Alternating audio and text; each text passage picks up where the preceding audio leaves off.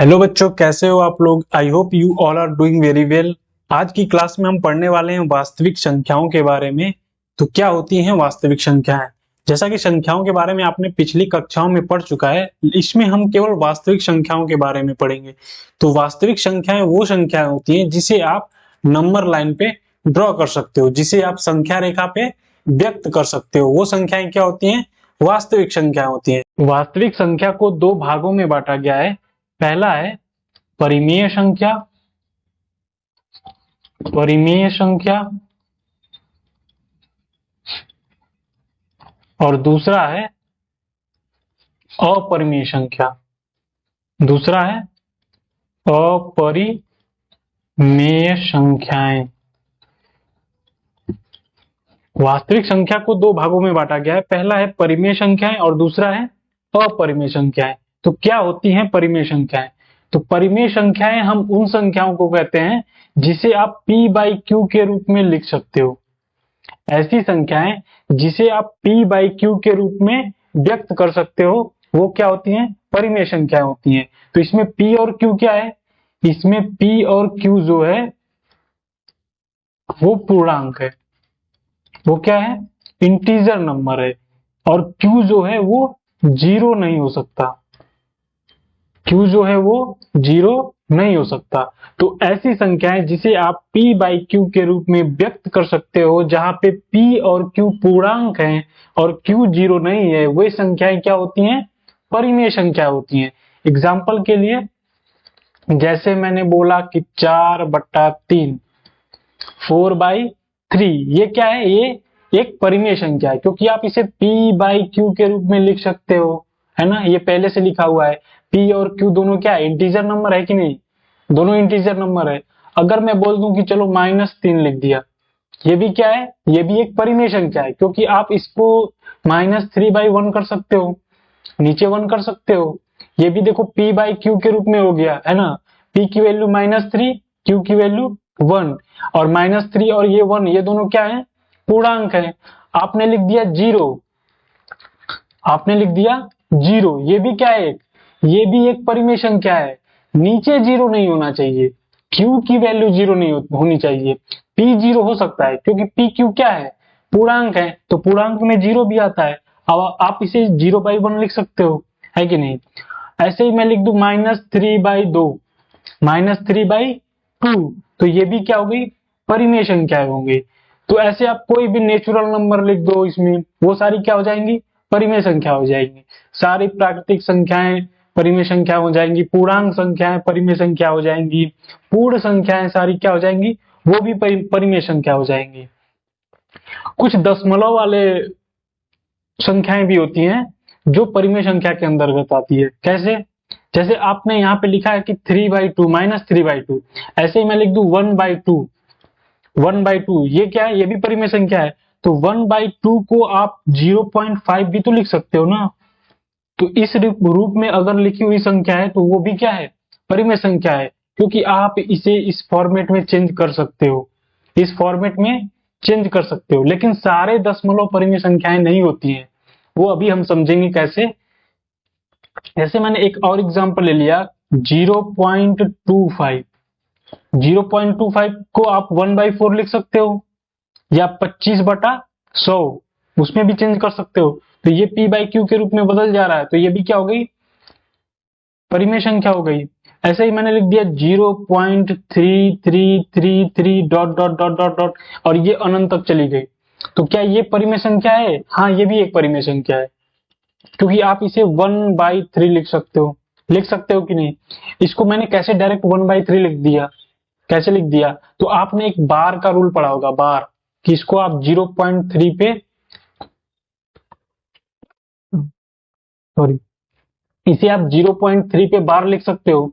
अब बार को कैसे आपको इसमें परिभिन्न में चेंज करना है, वो रूल आपने पिछली कक्षा में पढ़ा है। आप जाओ वहां से दोबारा रिवाइज करो, और आप इसको किसी भी बार वाले फॉर्मेट को आप भिन्न में चेंज कर सकते हो। ठीक है, तो आप इसको 1/3 लिख सकते हो। तो यहाँ पे क्या आ जाएगी? ये भी एक परिमेय संख्या हो जाएगी।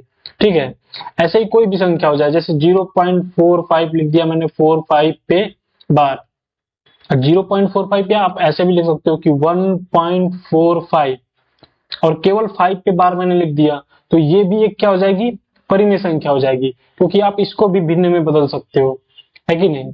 तो ऐसी सारी संख्याएं जिसे आप p बाई क्यू के रूप में चेंज कर सकते हो। अगर आप उसे p बाई क्यू में चेंज कर सकते हो जहां पे q 0 नहीं होना चाहिए और p और q को पूर्णांक बनाना है, ठीक है, तो ऐसी सारी संख्याएं क्या हो जाएंगी, परिमेय संख्या हो जाएंगी, ठीक है।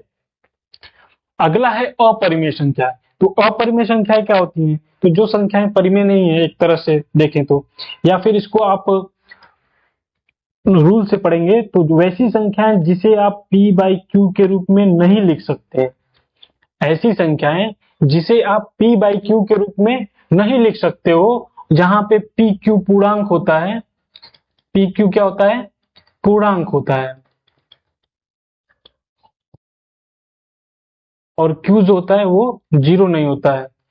तो ऐसी संख्याएं जिसे आप p बाई क्यू के रूप में नहीं लिख सकते हो, जहां पे p q पूर्णांक है और q 0 नहीं हो सकता है, तो ऐसी संख्याएं अपरिमेय संख्या होती है। ऐसा नहीं है कि आप q को 0 कर दोगे तो वो अपरिमेय संख्या, नहीं, वो तो अनडिफाइंड नंबर बन जाएगा, नीचे 0 आ गया मतलब वो अनडिफाइंड नंबर हो गया, वो अपरिमेय संख्या नहीं है, वो अनडिफाइंड नंबर, उसे आप डिफाइन ही नहीं कर सकते हो।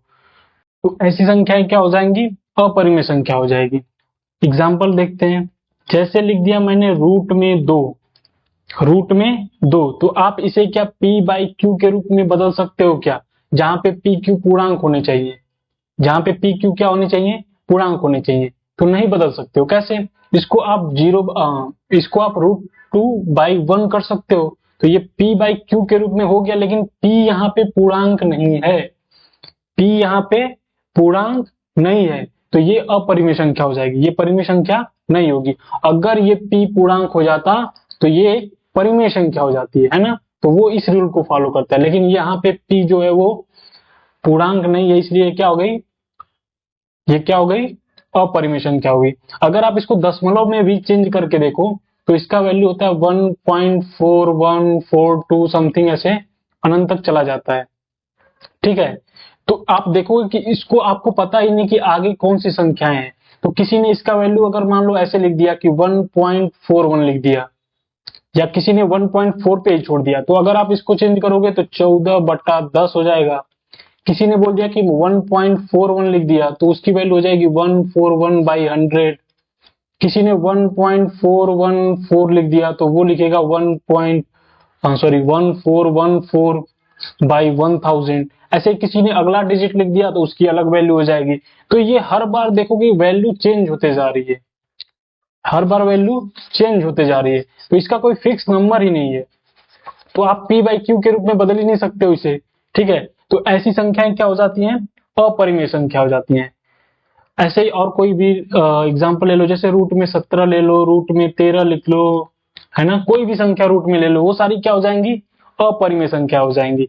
या दशमलव वाले, ऐसे दशमलव वाले जिनका अगला अंक हमें पता ही नहीं है ना, तो इसको क्या बोलते हैं आप, इसको बोलते हैं अशांत व अनावर्ती दशमलव।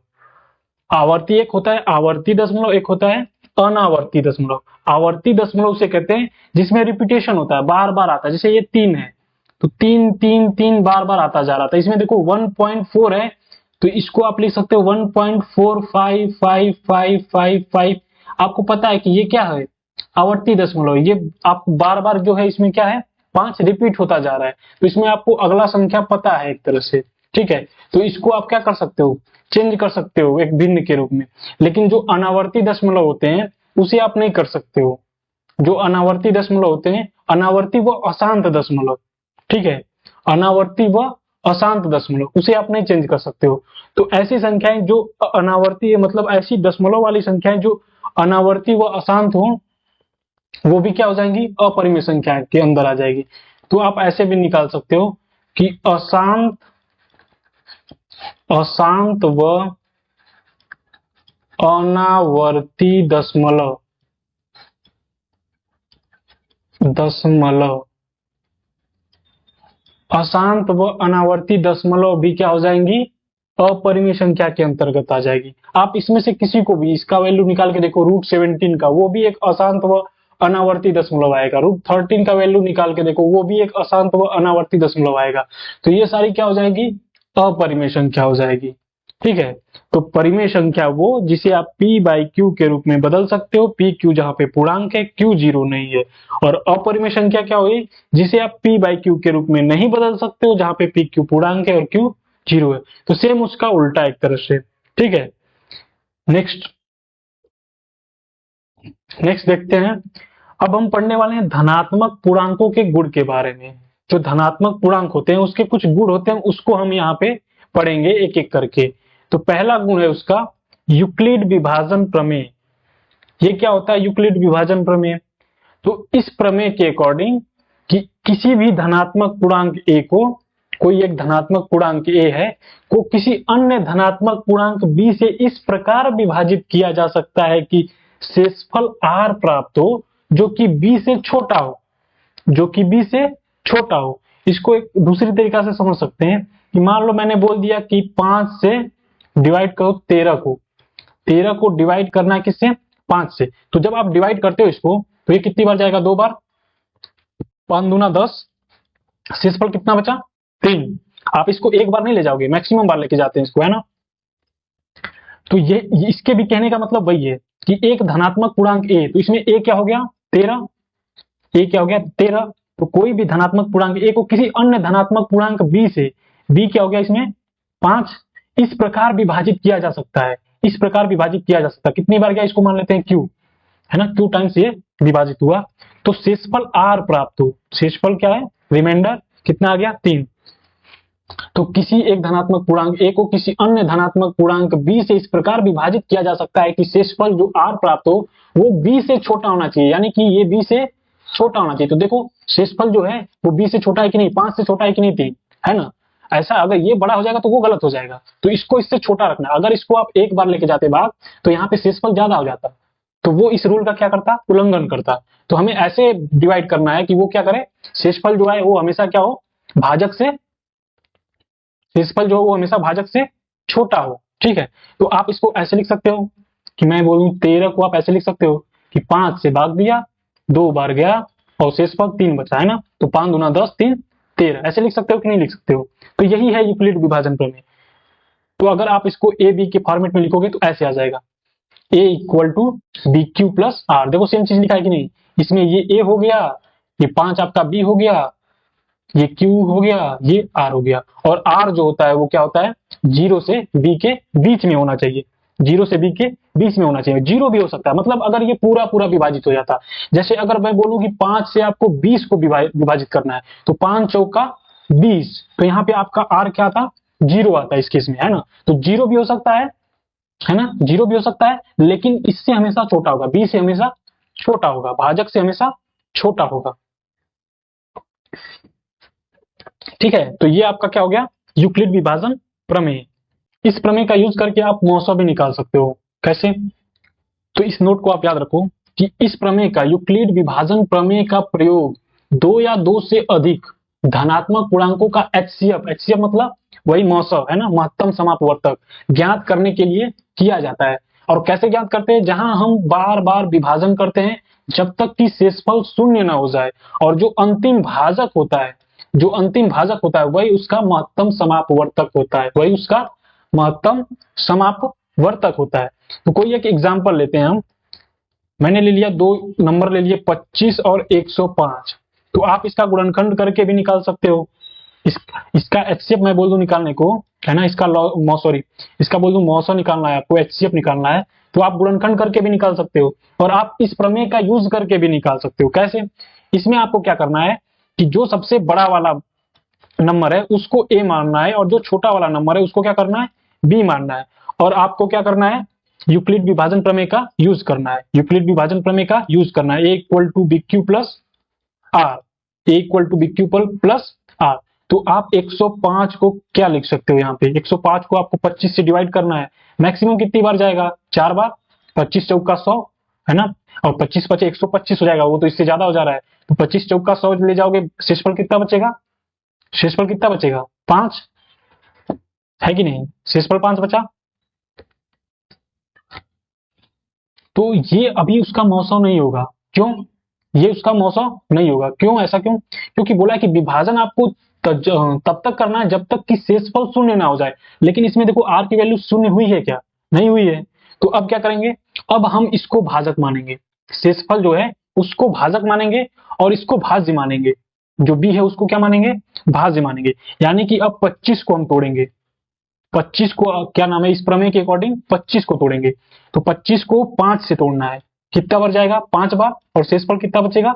0। अब देखो शेषफल यहाँ पे 0 बच गया, शेषफल यहाँ पे 0 बच गया। तो यहाँ पे जो अंतिम भाजक आया, यही तो भाजक है ना अंतिम वाला, यहाँ पे 25 था और यहाँ पे 5 है। तो यही आपका हो जाता है HCF, यही आपका हो जाता है HCF। अगर आपको ऐसे समझ में ना आए, ऐसे लिखने में प्रॉब्लम आती हो, तो आप दूसरा तरीका कर सकते हो, वो इससे आसान होता है और आपको जल्दी समझ में आएगा। कैसे? आपको क्या करना है, ये आपका भाज्य हो गया 105 और ये आपका भाजक 25। ठीक है, बड़ी वाली संख्या को छोटी वाली से डिवाइड करना है। कितनी बार जाएगा?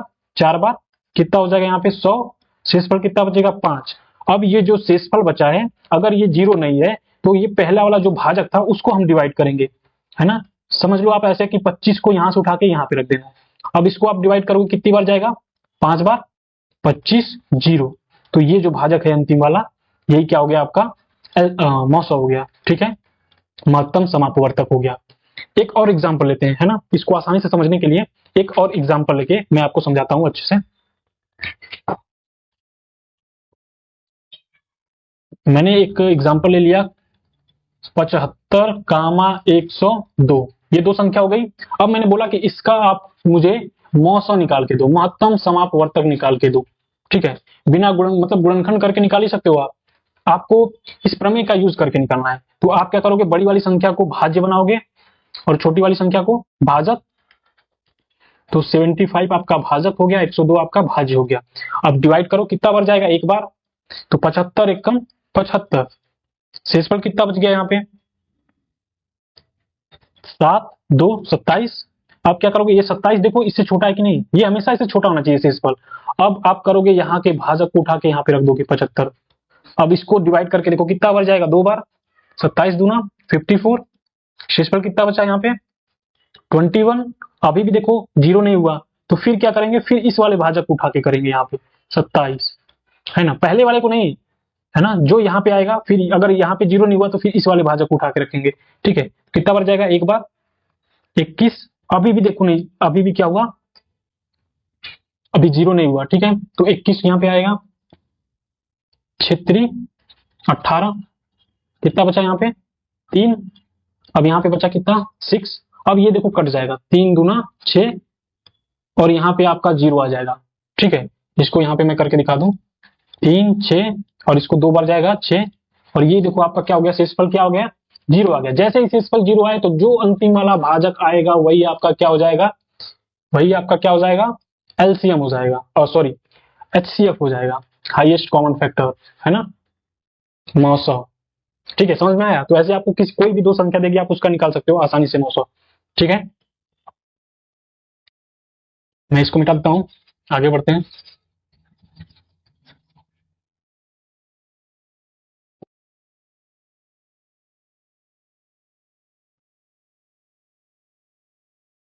थोड़ा समझ में नहीं अगर आपको आया तो एक बार दोबारा पीछे करके थोड़ा इसको दोबारा देखो, समझ में आ जाएगा, है ना, बहुत ज्यादा टफ नहीं है ये। अब हम दूसरा धनात्मक पूर्णांक का दूसरा गुण पढ़ते हैं, जो कि है अंक गणित की आधारभूत प्रमेय। तो क्या होती है अंक गणित की आधारभूत प्रमेय? तो ये प्रमेय बोलती है कि प्रत्येक भाज्य संख्या को अभाज्य संख्याओं के एक गुणनफल के रूप में व्यक्त किया जा सकता है। क्या बोल रहा है कि प्रत्येक भाज्य संख्या, कोई भी भाज्य संख्या ले लो, जैसे ले लो 24। 24 क्या है? एक भाज्य संख्या है। भाज्य संख्या और अभाज्य संख्या समझते हैं आप? अभाज्य संख्या वो संख्या होती है जिसे आप स्वयं से और एक के अलावा किसी अन्य संख्या से डिवाइड नहीं कर सकते हो, वो क्या होती है? अभाज्य संख्याएं होती है। और भाज्य संख्याएं वो होती हैं जो स्वयं से, 1 से और बाकी संख्याओं से भी अगर डिवाइड होगी, बाकी किसी भी संख्या से डिवाइड हो गई तो वो क्या होगी? भाज्य संख्या। तो 24 को देखो, 24 जो होता है 1 से भी भाग दोगे तो भी जाएगा, 24 से भाग दोगे तो भी जाएगा, 2 से दोगे तो भी जाएगा, 3 से दोगे तो भी जाएगा, ऐसे कई संख्याओं से जा रहा है ना। तो ये क्या हो जाएगी? एक भाज्य संख्या हो जाएगी। तो इसके कहने का मतलब है कि कोई भी भाज्य संख्या हो, आप दुनिया में जो भी भाज्य संख्या है, कोई भी भाज्य संख्या ले लो, उसको आप अभाज्य संख्याओं के गुणनफल के रूप में व्यक्त कर सकते हो। कैसे? अभाज्य संख्या मतलब 2, 3, 5, 7, 11 है ना, 13, 17, 23 ऐसे। तो इसको कैसे तोड़ सकते हो आप? तो इसको आप तोड़ सकते हो, 2 से डिवाइड कर सकते हो इसको आप। देखो 2 से डिवाइड करोगे कितना जाएगा? 12। फिर 2 से करोगे कितना जाएगा? 6। फिर 2 से करोगे कितना जाएगा? 3। फिर 3 से 1। तो देखो आप 24 को लिख सकते हो कैसे कि 2 गुना 2 गुना 2 गुना 3 लिख सकते हो कि नहीं? तो ये सारी क्या है? अभाज्य संख्याएं तो हैं, 2 2 2 3 सारी क्या है? अभाज्य संख्याएं। तो देखो आप एक भाज्य संख्या को उसके अभाज्य संख्याओं के गुणनफल से लिख के रूप में व्यक्त कर सकते हो कि नहीं कर सकते हो गया। ऐसे कोई भी भाज्य संख्या ले लो, और एग्जांपल लेके दिखाता हूं मैं आपको। ये ले लो 210। तो 210 को देखो आप लिख सकते हो 2 गुणा 3 गुणा 5 गुणा 7, है ना। 3 दूना 6 25 30 और 30 सत्ते 210। ठीक है। और एग्जांपल ले लेते हैं 96, है ना। तो 2 दूना 4 दूना 8 दूना 16 दूना 32, 32 क्या है? 96। तो ऐसे कोई भी संख्या ले लो, कोई भी भाज्य संख्या ले लो, आप उसको उसके अभाज्य गुणनफल के रूप में व्यक्त कर सकते हो। ठीक है। तो ये इसका अंकगणित की आधारभूत प्रमेय कहलाती है, इसका आगे यूज आएगा। ठीक है। ये दूसरी लाइन क्या लिखा हुआ है कि यह गुणनखंडन अभाज्य गुणनखंडों के आने वाले क्रम को छोड़कर अद्वितीय होता है ना। अगर जैसे मैं इसमें लिख दूं कि 2 गुणे 2 गुणे 2 गुणे, कहीं पहले 3 गुणे 2 लिख दूं, है ना, तो ये कोई अलग नहीं हो जाता है, वो भी क्या होता है? सेम ही होता है। लेकिन आपको तरीके से लिखना होता है, इसलिए आप हमेशा क्या करते हो? एक आरोही क्रम में जाके इसको लिखते हो, है ना, छोटे से बड़ा होते हुए। तो आप जब भी किसी संख्या का गुणनखंड निकालोगे तो हमेशा सबसे छोटी वाली अभाज्य संख्या से स्टार्ट करना है ना। ऐसा नहीं कि कोई संख्या लिख दिया, मैंने बोल दिया कि चलो निकालो 50 का मैंने बोल दिया कि चलो गुणनखंड करके दिखाओ। तो आप सीधे क्या करोगे? 25 से करोगे। 25 से नहीं करोगे, 25 क्योंकि 25 एक भाज्य संख्या है। आपको क्या करना है? कोई भी अभाज्य संख्या लेनी है। तो आप सीधे ले लोगे 5 ले लोगे? नहीं करोगे, ठीक है, आंसर आपका सेम आएगा, लेकिन हमेशा आप छोटे से स्टार्ट किया करो। ठीक है। पहले आप 2 से स्टार्ट करो, 2 से अगर नहीं कट रहा है तो फिर आगे बढ़ो, उससे नहीं कट रहा है तो आगे बढ़ो, ऐसे करके, है ना। तो आप इसको देखोगे 2 से काटोगे तो कट जाएगा 25 बार। अब देखो 2 से नहीं जा रहा, 3 से नहीं जा रहा, आप देखो यहाँ मिनिमम कितने किससे जाएगा? 5 से जाएगा। तो 5 से डिवाइड कर दोगे, 5 5, है ना। तो आप 50 को लिख सकते हो कैसे? 2 गुणे 5 गुणे 5। ठीक है। तो ऐसे कोई भी संख्या आएगी तो उसका गुणनखंड आप ऐसे करोगे। अब एक दो मैं एग्जांपल लेके आपको दिखाता हूं। इसमें है कि प्रत्येक संख्या को उसके अभाज्य गुणनखंडों के गुणनखंड के रूप में व्यक्त करना है। तो संख्याएं ये 2 हैं, तो इसको आप कैसे करोगे? तो इसका गुणनखंड करके देखते हैं। गुणनखंड करना आपने पिछली कक्षाओं में सीखा होगा, लेकिन हम एक बार यहाँ आपको फिर से करके दिखा रहे हैं। तो ये मिनिमम 2 से तो कटेगा नहीं, लास्ट में 5 आ रहा है। एक बार 3 से करके देखते हैं। 3 2 5, 8 5 13, 8 5 13 और 5 3 18। ठीक है। तो ये 3 से भी कट जाएगा। ठीक है। तो 3 1 कम 3, 3 दूना 6, 3 7 21, 3 5 15। अभी भी कट रहा है क्या? 3 से 7 5 12, हाँ 3 से कट जाएगा अभी भी। 3 चौक 12, 3 दूना 6, 3 5 15। अभी भी कट रहा है क्या? नहीं कटेगा। 5 से कटेगा, है ना, क्योंकि आपको सारी अभाज्य संख्याएं खोज के उसी से आपको करनी है, उसी से आपको डिवाइड करना है। ठीक है। तो ये 5 बटे 40, 5 5 25, अभी भी 5 से कटेगा। 5 1 कम 5 और 5 7 35। अब 70 से कट जाएगा, क्या जाएगा? 1। तो आप इसको कैसे लिखोगे? ये आपकी भाज्य संख्या है और ये आपकी अभाज्य संख्याओं के गुणनफल के रूप में इसको व्यक्त करना है। तो आप ऐसे लिखोगे, ये आपका क्या हो गया? आंसर हो गया। तो कोई भी भाज्य संख्या को उसकी अभाज्य संख्याओं के गुणनफल के रूप में व्यक्त कर सकते हो। ऐसे ही आपको इसका भी करना है ना। तो इसका आप खुद से करोगे, क्या करना? वही सेम प्रोसेस, डिवाइड करते जाना है। ठीक है। किससे मिनिमम कटेगा? 5 से। 5 से डिवाइड करोगे, फिर आगे देखोगे अगला अभाज्य संख्या कौन सी आ रही है, उससे डिवाइड हो रहा है कि नहीं हो रहा है। ऐसे करते करते आपको लास्ट में क्या लाना है? 1 लाना है। ठीक है। और ऐसे आपको व्यक्त कर देना इसको। तो आई होप इसको आप कर लोगे। ठीक है। आगे बढ़ते हैं। तो अभी आप गुणनखंड करना सीख गए हो एक तरह से, है ना। गुणनखंड कैसे करेंगे? किसी भी भाज्य संख्या को उसकी अभाज्य संख्या के गुणनफल के रूप में कैसे व्यक्त करना है आप सीख चुके हो। अब हम पढ़ते हैं मौसों और लॉसों के बारे में, कि इस गुणनखंड का यूज करके आप मौसों और लॉसों कैसे निकालोगे। ठीक है। तो मौसों मतलब महत्तम समापवर्तक, है ना। इसको इंग्लिश में हाईएस्ट कॉमन फैक्टर भी कहते हैं, है ना। HCF, हाईएस्ट कॉमन फैक्टर, महत्तम समापवर्तक। तो इसकी परिभाषा क्या होती है कि 2 या 2 से अधिक संख्याओं का महत्तम समापवर्तक वह बड़ी संख्या होती है जो उन सभी संख्याओं को पूरा पूरा डिवाइड कर दे। क्या होता है कि दो या दो से अधिक संख्याओं का, कोई भी दो संख्या ले लो, जैसे आप मिनिमम महत्तम समापवर्तक निकालना है तो मिनिमम दो संख्या तो चाहिए आपको, एक संख्या का आप क्या महत्तम समापवर्तक निकालोगे, है ना, मिनिमम दो संख्या चाहिए। तो दो संख्या या दो से अधिक संख्याओं का अगर आपको महत्तम समापवर्तक निकालना है तो आप उसमें से वो बड़ी संख्या चूज करोगे जो उन सभी संख्याओं को पूरा पूरा डिवाइड कर दे, जो उन सभी संख्याओं को पूरा पूरा डिवाइड कर दे। मतलब ये है, जैसे कोई संख्या ले लो, 25 ले लो और 30 ले लो, 25 ले लो और 30 ले लो, तो आपको एक ऐसी संख्या ढूंढना है, कोई ऐसी संख्या ढूंढना है जो इसको भी डिवाइड कर दे और इसको भी डिवाइड कर दे, जो इसको भी डिवाइड कर दे वो इसको भी डिवाइड कर दे। तो आप बोलोगे एक ले लो, तो एक तो डिवाइड कर ही देगा इसको, एक तो डिवाइड करेगा, इसको भी कर देगा, इसको भी कर देगा। लेकिन देखो बोला क्या है इसमें कि वह सबसे बड़ी संख्या होती है, मतलब आपको ऐसी संख्या लेनी है जो बड़ी भी हो। तो ये केवल एक से ही थोड़ी डिवाइड हो रहा है। आप देखो ये 5 से भी कट जाएगा, 5 से भी कट जाएगा कि नहीं कट जाएगा, ये भी 5 से कट जाएगा। 5 से भी बड़ी कोई संख्या है क्या जिससे ये दोनों कट जाए? कोई संख्या है? 10 से नहीं कटेगा, 15 से नहीं कटेगा, तो वो बड़ी संख्या हो गई क्या? 5। तो इसको निकालेंगे कैसे, इसको अभी हम सिखाता हूं कैसे करना है इसको, है ना। बस आप ये समझ लो कि निकालना क्या है, कि वो सबसे बड़ी संख्या हमें निकालनी है जो इन दोनों संख्याओं को पूरा पूरा डिवाइड कर दे। इसको आप दूसरे भाषा में भी पढ़ सकते हो कि संख्याओं में प्रत्येक उभयनिष्ठ अभाज्य गुणनखंड की जो सबसे छोटी घात होगी उसका गुणनफल ही क्या होता है? एचसीएफ होता है उन दोनों संख्याओं का। जैसे कोई एग्जांपल ले लो, एग्जांपल एक लेते हैं कि आपको मैंने बोल दिया एचसीएफ निकालो, संख्या है 52 कामा 182, इसका एचसीएफ निकालना है, ठीक है। तो बोला क्या है, संख्याओं में प्रत्येक उभयनिष्ठ अभाज्य गुणनखंड। तो पहले तो आपको इसके अभाज्य गुणनखंड निकालने होंगे। तो अभाज्य गुणनखंड कैसे निकालते हैं? किसी भी भाज्य संख्या को उसके अभाज्य गुणनखंड के रूप में लिख सकते हो कि नहीं लिख सकते हो? तो 52 को आप क्या लिख सकते हो? 2 गुणे 2 गुणे 13, है ना, 2 दूना 4, 13 चौक को 52। ये डायरेक्ट मैंने कैसे लिखा, आपको ऐसे नहीं समझ में आ रहा है तो आप वो ऐसे डिवाइड करके निकाल सकते हो, है ना, कि 2 से पहले कटेगा कितना बार जाएगा? 26 बार, फिर 2 से कटेगा कितना बार जाएगा? 13 बार, फिर 13 से कटेगा एक बार। तो ऐसे करके आप निकाल सकते हो इसका। ऐसे ही 182 का भी निकाल के आप देखो कितना आ रहा है। तो 182 का आ जाएगा 2 गुणे 7 गुणे 13, सॉरी 13, है ना, 7 दूना 14, 14 गुणे 13 कितना हो जाएगा? 182। तो आपने क्या कर दिया, अभाज्य गुणनखंड निकाल दिया दोनों संख्याओं का। तो बोला है कि इन संख्याओं में प्रत्येक उभयनिष्ठ अभाज्य गुणनखंड, तो इन दोनों में उभयनिष्ठ अभाज्य गुणनखंड क्या है? तो उभयनिष्ठ देखो, 2 इसमें भी आ रहा है, 2 इसमें भी आ रहा है कि नहीं? 13 देखो, 13 इसमें भी आ रहा है, ये देखो 2 इसमें भी आ रहा है, 13 भी देखो इसमें भी आ रहा है और 13 इसमें भी आ रहा है। तो बोला है कि अभाज्य गुणनखंडों की जो सबसे छोटी घात होगी उनका गुणनफल। तो अभाज्य गुणनखंडों की सबसे छोटी घात, तो अभाज्य गुणनखंडों में उभयनिष्ठ अभाज्य गुणनखंड, तो उभयनिष्ठ अभाज्य गुणनखंड क्या है? 2 है, तो लेकिन 2 इसमें 2 बार आ रहा है, 2 इसमें 2 बार आ रहा हो, और ये बोल रहा है कि सबसे छोटी घात होना चाहिए, और 2 इसमें 1 बार आ रहा है। आप ऐसे डायरेक्ट कॉमन करके भी निकाल सकते हो, तो इसका डायरेक्ट आ जाएगा आपको 2 गुणे 13, ठीक है, 2 गुणे 13।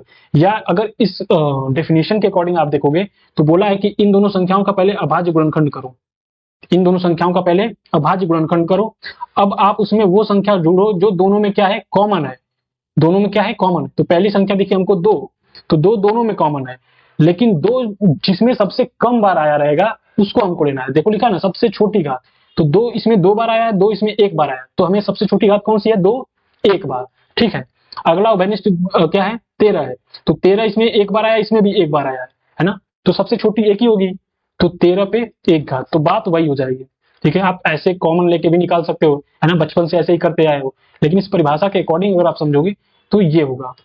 कोई और भी एग्जांपल लेके मैं आपको समझा देता हूं ये कैसे होगा। तो यहाँ पे आपका एचसीएफ कितना हो जाएगा? इसका एचसीएफ आप कितना हो जाएगा? 2 गुणे 13 यानी कि 26। तो 26 वो संख्या है, 26 वो संख्या है जो इसको भी और इसको भी क्या करती है? डिवाइड करती है। तो हमें केवल वो संख्या नहीं निकालनी थी कि जो कि इसको डिवाइड करे, हमें वो बड़ी से बड़ी संख्या निकालनी थी जो दोनों को डिवाइड करे। तो 26 से बड़ा कोई और संख्या नहीं है जो इन दोनों को डिवाइड करे, ठीक है। तो वो 26 ही है जो इन दोनों को डिवाइड करेगी। तो यही क्या हो जाएगा? इसका महत्तम समापवर्तक हो जाएगा। इसका मतलब आप समझ गए इस वाली परिभाषा का कि संख्याओं में प्रत्येक उभयनिष्ठ अभाज्य गुणनखंड की सबसे छोटी घात। मैं आपको एक एग्जांपल लेके दिखा देता हूँ। एक जैसे 30 है, तो 30 को आप गुणनखंड करोगे तो कितना आ जाएगा? 2 दूना 4, सॉरी 2 तिहाई 6, 25 30, और एक और कोई ले लो आप 50 100 ले लो, ठीक है। तो 2 गुणे 2 4 गुणे 5 गुणे 5, इसको भी आप 60 ले लो, थोड़ा आसानी से समझ में आएगा। 60 नहीं ले लो, 120 ले लो, है ना। 120 अगर ले लोगे तो क्या हो जाएगा, 2 गुणे 2 गुणे 2 गुणे 3, 8 तरीके 24 और 24 बच्चे 120, ठीक है। अब आप देखो कि इसको एक और तरीके से आप लिख सकते हो कि 2 की पावर 3, 3 की पावर 1 गुणे और 5 की पावर 1, इसको आप कैसे लिख सकते हो, 2 की पावर 2 गुणे 5 की पावर 2, ठीक है। तो अगर इस परिभाषा के अकॉर्डिंग आप जाओगे तो इसमें क्या बोला है कि दोनों में उभयनिष्ठ संख्या ढूंढो, तो मैंने ढूंढा उभयनिष्ठ संख्या 2, तो पहला संख्या हो गया 2। अब 2 पे कितनी घात लेनी है, तो 2 पे सबसे छोटी घात, तो इस वाले में सब कितनी आ रही है, 2 पे 3 घात आ रही है, और इस वाले में 2 पे 2 घात आ रही है, तो हमें 2 पे 2 घात वाला को चूज करेंगे, क्योंकि वही क्या है, सबसे छोटी घात वाली संख्या है। अगला उभयनिष्ठ क्या आ रहा है, 3 है क्या उभयनिष्ठ, नहीं है, तो 3 को छोड़ देंगे। 5 है क्या उभयनिष्ठ, हाँ 5 है, इसमें 2 बार है, इसमें 1 बार है, तो हम क्या लेंगे, 1 बार वाला कॉमन लेंगे, ठीक है। तो कितना हो गया, 2 दूना 4 25 20, तो इन दोनों का HCF क्या हो गया, 20 हो गया। तो अगर ऐसे आपको टफ लग रहा है तो सीधे आप क्या किया करो, कॉमन ले लिया करो, ये लो, ये कॉमन है, ये कॉमन और ये 5 कॉमन, है ना, डायरेक्ट मिल जाएगा कि दोनों में जो उभयनिष्ठ है उसको कॉमन ले लिया, है ना, और उसका गुणनखंड करके सॉरी उसका गुणनफल करके लिख दिया, वही क्या हो जाएगा, इसका HCF हो जाएगा, ठीक है। तो ऐसे आप करके HCF निकाल सकते हो किसी भी संख्या का, कि सबसे पहले क्या करोगे, कोई भी दो संख्या दिए हो या दो से ज्यादा संख्या दी हो, दो संख्या दी हो या दो से ज्यादा संख्या दी हो, आप क्या करोगे, सबको पहले उसके अभाज्य गुणनखंड के रूप में लिखोगे। अगर मान लो 3 संख्या दी होती, तो एक एग्जांपल करके मैं दिखाता हूं आपको। मान लो 3 संख्या दे दी होती, 24 दे दिया होता, 36 दे दिया होता और 100 दे दिया होता, ठीक है, 3 संख्या दे दिया होता, और बोलता कि चलो इसका HCF बताओ कितना होगा, HCF कितना होगा, तो आप क्या करोगे, इसका अभाज्य गुणनखंड करोगे, कितना हो जाएगा, 2 दूना 4 तिहाई 12, सॉरी 4 दूना 8, 8 तरीके 24, ऐसे ही 36 का 2 दूना 4 दूना 8, सॉरी कितना हो जाएगा, 12 तिहाई 36 होता है ना, तो 4 तिहाई 12 3, ठीक है, 2 दूना 4 तिहाई 12 तिहाई 36, और इसका कितना हो जाएगा, 2 2 5 5 हो गया। आपने सबका गुणनखंड करके लिख दिया, है ना, भाग विधि से आप करके निकाल सकते हो आसानी से। अब क्या करना है आपको, इन सब में कॉमन ढूंढना है ना, तो ऐसी संख्या जो तीनों में कॉमन होनी चाहिए, है ना, तीनों में उभयनिष्ठ होना चाहिए, वही लेंगे हम।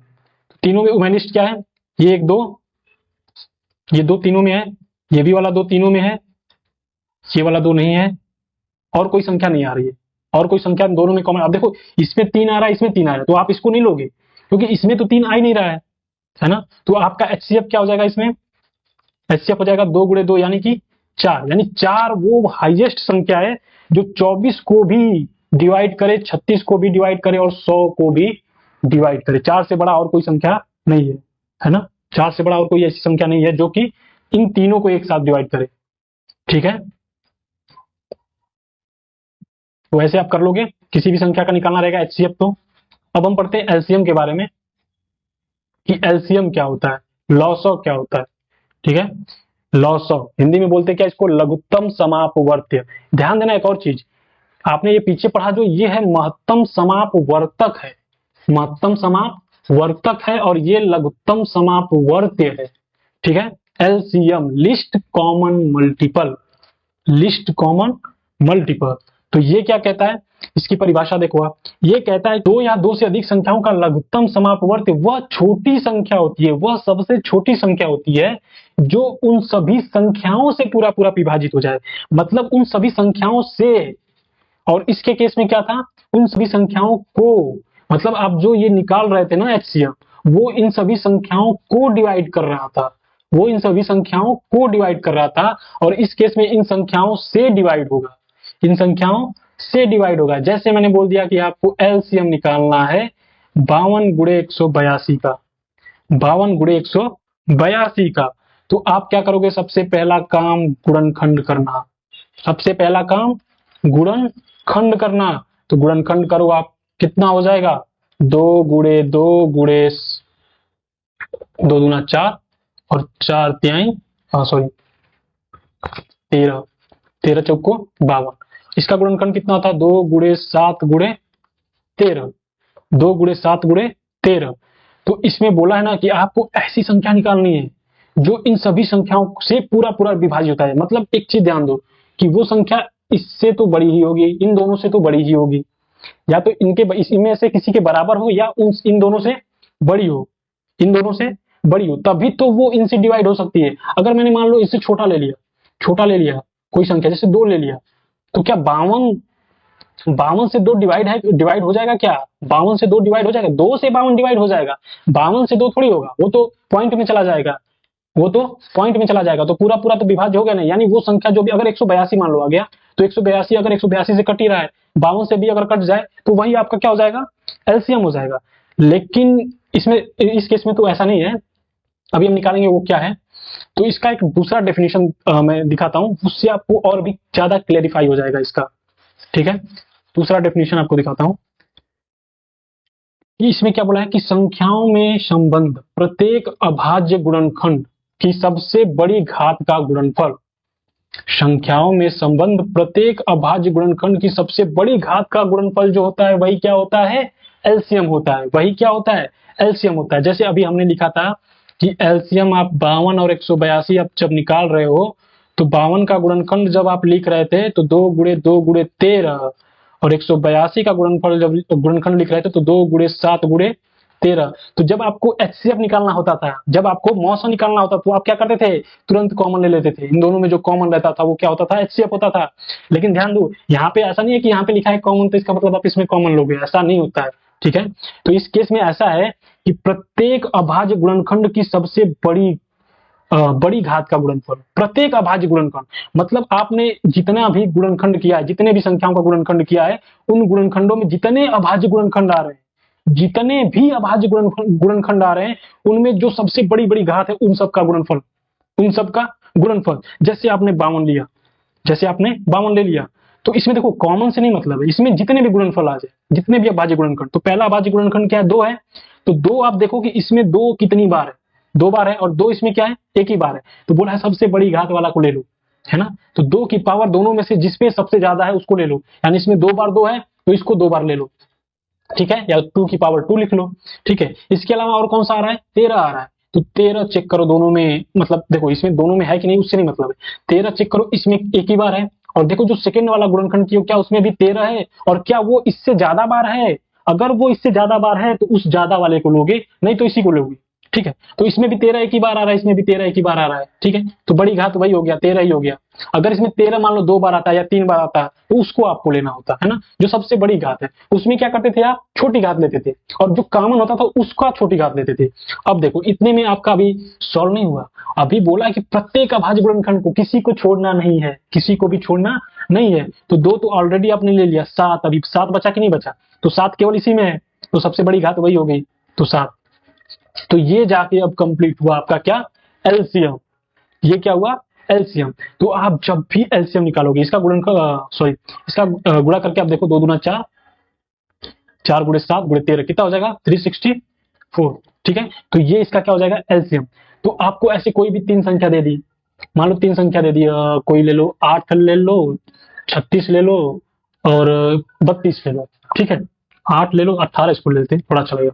18 ले लो, 36 ले लो, 32 ले लो। अब 3 संख्याएं आ गई इसमें। अब इसका मैंने बोला कि चलो इसका एलसीएम निकाल के दिखाओ, इसका एलसीएम निकाल के दिखाओ। तो आप इसका क्या करोगे? सबसे पहले अभाज्य गुणनखंड, 2 तिहाई 6 3 18, 2 दूना 4 तिहाई 12 तिहाई 36, और 2 दूना 4 दूना 8 दूना 16 दूना 32। ठीक है, अब इसका एलसीएम बोल दिया मैंने, इसका एलसीएम निकाल के दिखाओ। तो एलसीएम क्या होता है कि जितना भी आपने अभाज्य गुणनखंड लिया सबको लिख लो, सबको लिख लो। पहले पहले 2 है 3 है, 2 और 3 के अलावा कुछ आया क्या? तो 2 आएगा और 3 आएगा, लेकिन उसकी पावर कितनी आएगी? सॉरी, यहाँ पे 3 रहेगा, 2 और 3 तो आएगा, क्योंकि इसके अलावा और कोई भी अभाज्य गुणनखंड इसमें नहीं दिख रहा है। तो 2 3 को ले लो। अब इसकी पावर में ही घटाना बढ़ाना जो है वो इसकी पावर में करना है। तो अब आप चेक करो इन तीनों में से 2 किस में सबसे ज्यादा बार आया है। तो 2 आप देखोगे इसमें सबसे ज्यादा बार आया है, इसमें सबसे ज्यादा बार आया, कितनी बार? 5 बार, तो 2 की पावर 5। ठीक है, क्या हो जाएगा? 2 की पावर 5। अब देखो इसके बाद क्या बचा? 3, तो 3 चेक करो कि तीनों में से जिसमें भी सबसे ज्यादा बार आया, तो इसमें तो नहीं आया है, इसमें भी 2 बार आया, इसमें भी 2 बार आया, 3 मैक्सिमम कितनी बार आया? 2 बार। तो इसका एलसीएम हो जाएगा 2 की पावर 5 गुणे 3 की पावर 2। इसका आप गुणा करके लिख लेना है ना, कितना हो जाएगा? 32 गुणे 9, कितना हो गया? 288। ठीक है, तो ऐसे एलसीएम निकालने कि जितने भी गुणनखंड आए, अगर मैं बोल दूं इसका एचसीएफ निकाल के बताओ, तो कितना हो जाएगा? तो आप इसमें कॉमन लोगे, एक हो जाएगा 2, एक हो जाएगा क्या? 2, और फिर एक 3, नहीं सॉरी 3 नहीं होगा क्योंकि 3 इसमें है ही नहीं। तो जब आपको एचसीएफ निकालना आता था तो आपको तीनों में देखना पड़ता था कि सब में वो संख्या आनी चाहिए, है ना, उभयनिष्ठ होना पड़ता था उसमें। लेकिन इसमें उभयनिष्ठ नहीं, इसमें जितने भी गुणनखंड आ रहे हैं सबको लिखना है, और उनमें सबसे जो बड़ी घात वाली आ रही है उसको लिखना है। ठीक है, क्लियर? तो यहां तक आपको समझ में आ गया? चलिए ठीक है, आगे बढ़ते हैं। अगला है एचसीएफ और एलसीएम का संबंध, है ना। एचसीएफ और एलसीएम में एक रिलेशन होता है, उसको आप याद रखेंगे। ठीक है, उसका यूज आपको आएगा, आगे आएगा, है ना, क्वेश्चन को सॉल्व करने में आसानी होगी। वो क्या होता है कि किसी भी दो धनात्मक पूर्णांक ए और बी के लिए, कोई भी दो धनात्मक पूर्णांक आप ले लो, 2, 4, 5, कोई भी दो धनात्मक पूर्णांक होने चाहिए, उसके लिए ए गुणे बी बराबर, मतलब उन दोनों संख्याओं का जो गुणनफल होता है वो उन दोनों संख्याओं के एचसीएफ और उन दोनों संख्याओं के एलसीएम के गुणनफल के बराबर होता है। क्या कहने का मतलब, समझे कि नहीं आप? कि कोई भी दो संख्या ले लो, कोई भी दो धनात्मक पूर्णांक ले लो, तो उन दोनों का जो भी एचसीएफ आएगा, जो भी मौसौ आएगा और जो भी लौसौ आएगा, उन दोनों का लौसौ और मौसौ निकालो और दोनों का गुणनफल करोगे, तो उन दोनों संख्याओं को गुणा करने पे जो आएगा वही आएगा। जैसे ले लो एक 32 और एक संख्या ले लो 36, तो इसका एचसीएफ कितना होगा? तो एचसीएफ पहले इसका तो गुणनखंड करोगे, कितना हो जाएगा? 2 दूना 4 दूना 8 दूना 16 दूना 32, और ये 2 दूना 4 दूना 8 दूना 16, सॉरी 8 8 सॉरी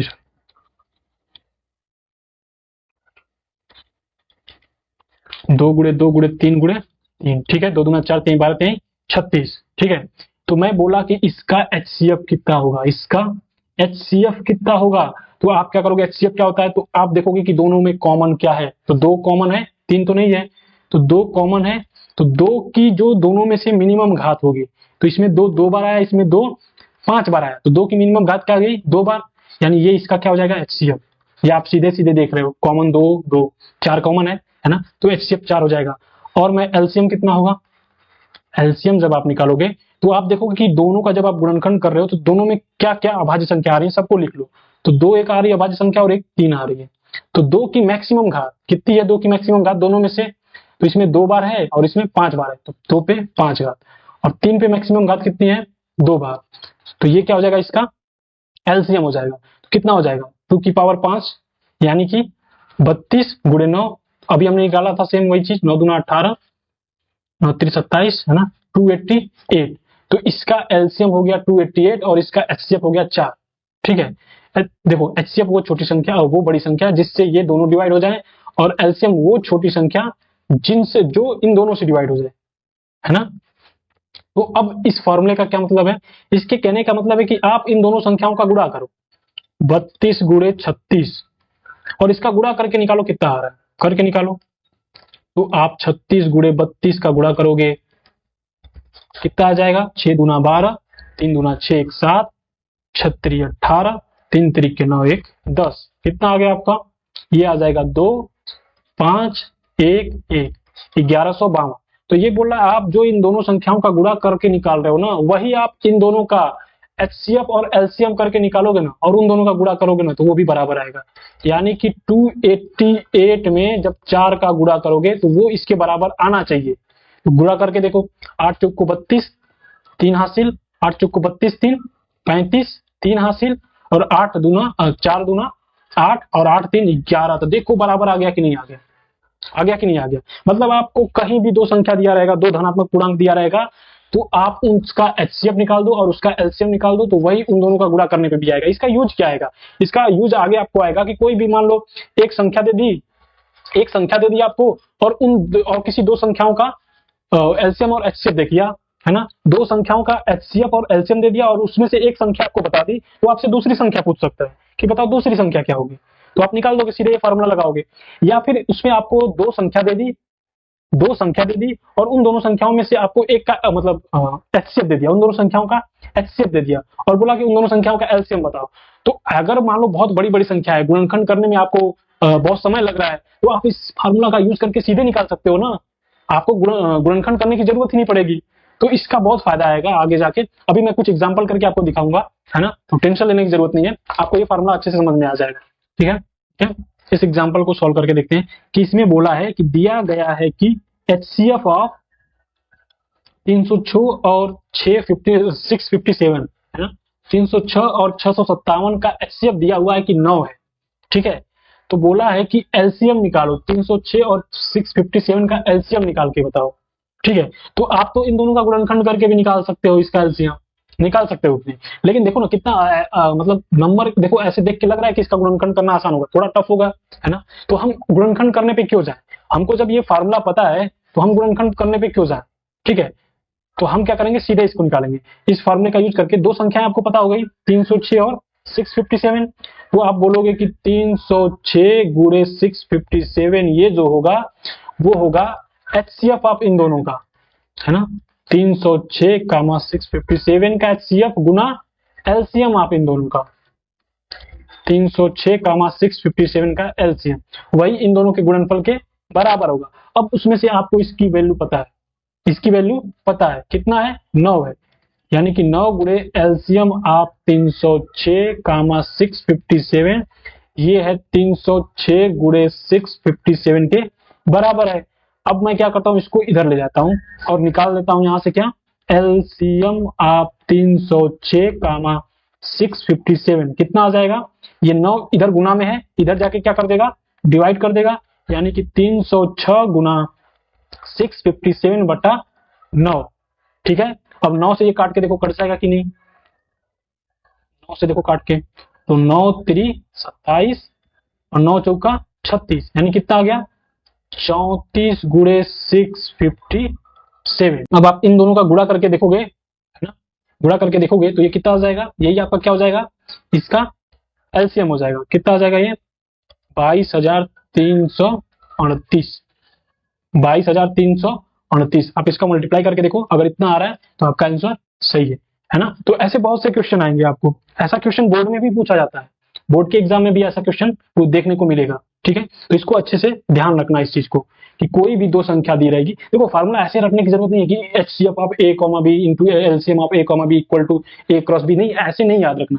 आपको मन में ऐसे बस याद रखो कि मुझे कोई भी दो संख्या का एलसीएम निकालना है या एचसीएफ निकालना है, तो किसी भी दो संख्या का गुणा करने पे उसका एलसीएम और एचसीएफ का गुणा करने पे वो क्या आता है, बराबर आता है ना। तो किसी भी दो संख्याओं का एचसीएफ और एलसीएम का गुणनफल, किसी भी दो संख्याओं के एलसीएम और एचसीएफ का गुणनफल उन दोनों संख्याओं के गुणनफल के बराबर होता है। ठीक है, बस ये लाइन आपको याद रखनी है कि किसी भी दो संख्याओं का लॉसो और मौसो का गुणनफल उन दोनों संख्याओं के गुणनफल के बराबर होता है। ठीक है, किसी भी दो धनात्मक पूर्णांक का। अब अगला एक क्वेश्चन है, इसमें देखो क्या पूछा है, समझाइए कि 7 गुणा 11 गुना 13 प्लस 13 और 7 गुना 6 गुना 5 गुना 2 गुना 3 गुना 1 प्लस 5 भाज्य संख्याएं क्यों है। पूछा है ये दोनों भाज्य संख्याएं क्यों है, ये दोनों भाज्य संख्याएं क्यों है।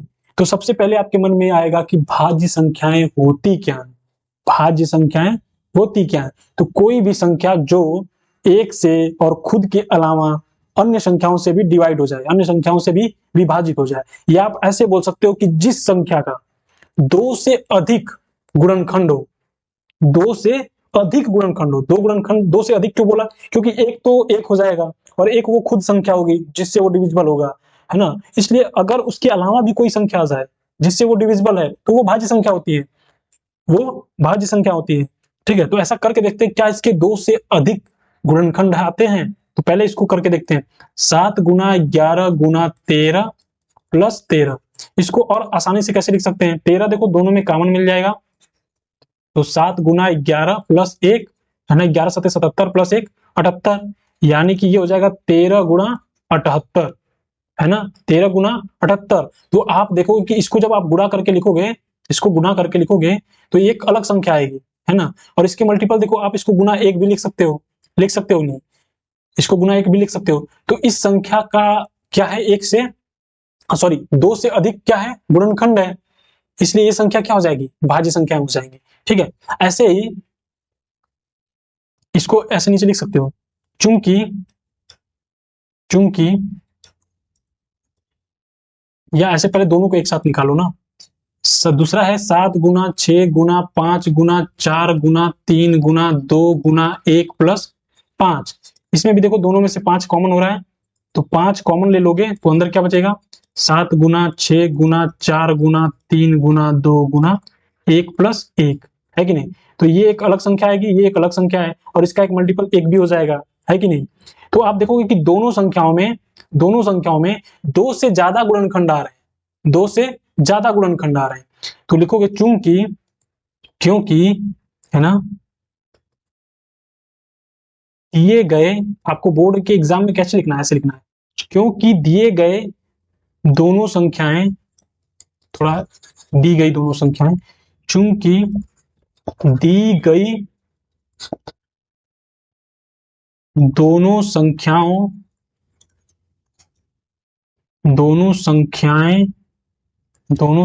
का, चूंकि दी गई दोनों संख्याओं का 2 से अधिक गुणनखंड है, गुणनखंड है, 2 से अधिक गुणनखंड है, अतः ये दोनों भाज्य संख्याएं हैं। क्या है, भाज्य संख्याएं हैं। ठीक है, तो ऐसे बोर्ड के एग्जाम में ऐसा क्वेश्चन आ जाएगा तो कैसे लिखेंगे, ऐसे पूरा आप हिंदी में ऐसे लिखोगे उसको, थियरी में ऐसे समझा के कि क्योंकि दी गई दोनों संख्याओं का 2 से अधिक गुणनखंड है, अतः ये दोनों भाज्य संख्या। ऐसा नहीं कि आप ऐसे करके छोड़ दोगे तो आपको मार्क्स मिलेंगे, नहीं, है ना, ऐसे नहीं मिलता। आपको एग्जामिनर को पूरा बताना होता है, ऐसे कि आप एक बच्चे को समझा रहे हो, है ना, वैसे आपको एग्जामिनर को समझाना होता है। ठीक है, अब आगे बढ़ते हैं। अगला क्वेश्चन है कि जांच करें कि क्या किसी भी प्राकृतिक संख्या n के लिए 6n अंक 0 पर समाप्त हो सकता है। सॉरी, यहां पे 6n नहीं होगा, ये होगा 6 की पावर n। ठीक है, 6 की पावर n। तो जांच करें क्या किसी भी प्राकृतिक संख्या n के लिए 6 की पावर n 0 पर समाप्त हो सकता है। मतलब आपको बताना है क्या n की वैल्यू, ऐसी कोई n की वैल्यू बतानी है, जैसे मान लो 2 हो गया, 4 हो गया, 6 हो गया, 100 हो गया, 2000 हो गया, किसी भी संख्या पे, जैसे इसका स्क्वायर करोगे कितना आ जाएगा, 36, है ना, क्यूब करोगे कितना आ जाएगा, 216। ऐसे कोई ऐसी संख्या आ सकती है क्या किसी n पे, जिसके लास्ट अंक जो है डिजिट क्या आ जाएगा, 0 आ जाए, लास्ट डिजिट क्या आ जाए, 0 आ जाए। तो एक बात बताओ, लास्ट में 0 कब आता है, किसी भी संख्या के लास्ट में 0 कब आता है। जैसे कोई भी संख्या ले लो, जैसे मान लो 50 ले लो, तो यहाँ पे 0 आ गया, है ना। ऐसे 10 ले लो तो यहाँ पे 0 आ गया। तो इसका अगर आप गुणनखंड करके देखोगे तो 2 गुणे 5 होगी। ठीक है, इसका करके देखोगे तो कितना हो जाएगा, 2 गुणे 5 गुणे 5।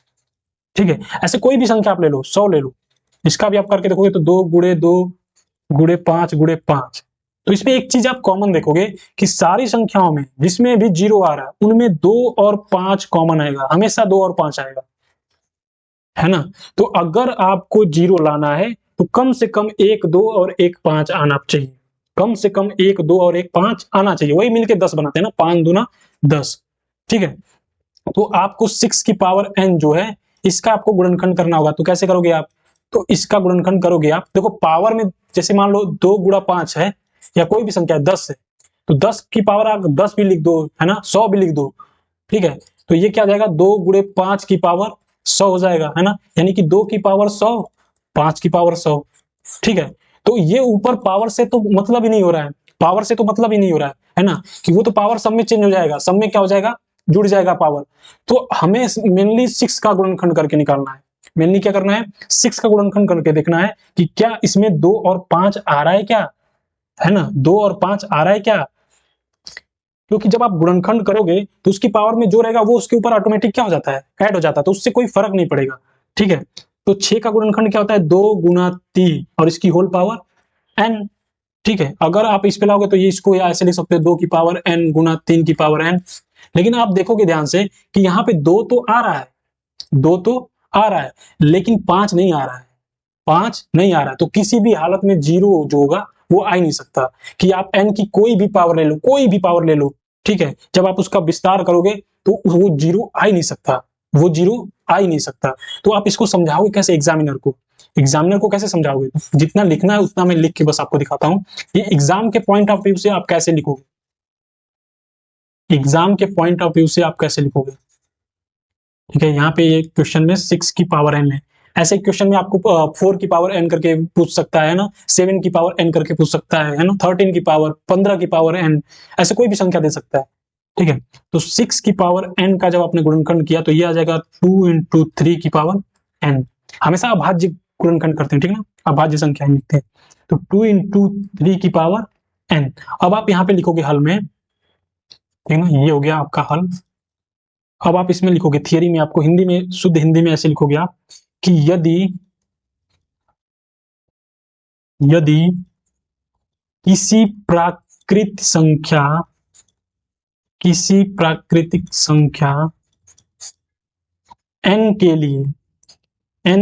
लिए संख्या 6 की पावर n शून्य पर समाप्त होगी, शून्य पर समाप्त होगी, तो उसके अभाज्य गुणनखंड, उसके अभाज्य गुणनखंड, इसमें क्या है 2 3 है ना, अभाज्य गुणनखंड में 2 व 5 अभाज्य संख्या जरूर होनी चाहिए, है कि नहीं? 2 व 5 अभाज्य संख्या आनी चाहिए। आप इसको अपने से भी बना के ऐसे लिख सकते हो अपनी भाषा में, है ना, समझा के कि एग्जामिनर समझ जाए। तो बोला यदि किसी प्राकृतिक संख्या n के लिए, इसमें देखो प्राकृतिक संख्या n के बारे में ही बोला गया ना, n क्या एक प्राकृतिक संख्या है। तो किसी भी प्राकृतिक संख्या n के लिए संख्या 6 की पावर n शून्य पर समाप्त होगी, तो उसके अभाज्य गुणनखंड में से 2 व 5 अभाज्य संख्या आनी ही आनी चाहिए, है कि नहीं? परंतु ऐसा होना चाहिए, ऐसा होना चाहिए, परंतु इस केस में तो ऐसा नहीं हो रहा है, तो आपको समझाना पड़ेगा। परंतु 6 की पावर n के अभाज्य गुणनखंड, अभाज्य गुणनखंड में अभाज्य संख्या, अभाज्य संख्या 2 तो आ रहा है, लेकिन कौन नहीं आ रहा है? 5 नहीं आ रहा है, 5 नहीं आ रहा है, जबकि दोनों आना चाहिए, 5 नहीं आ रहा है। अतः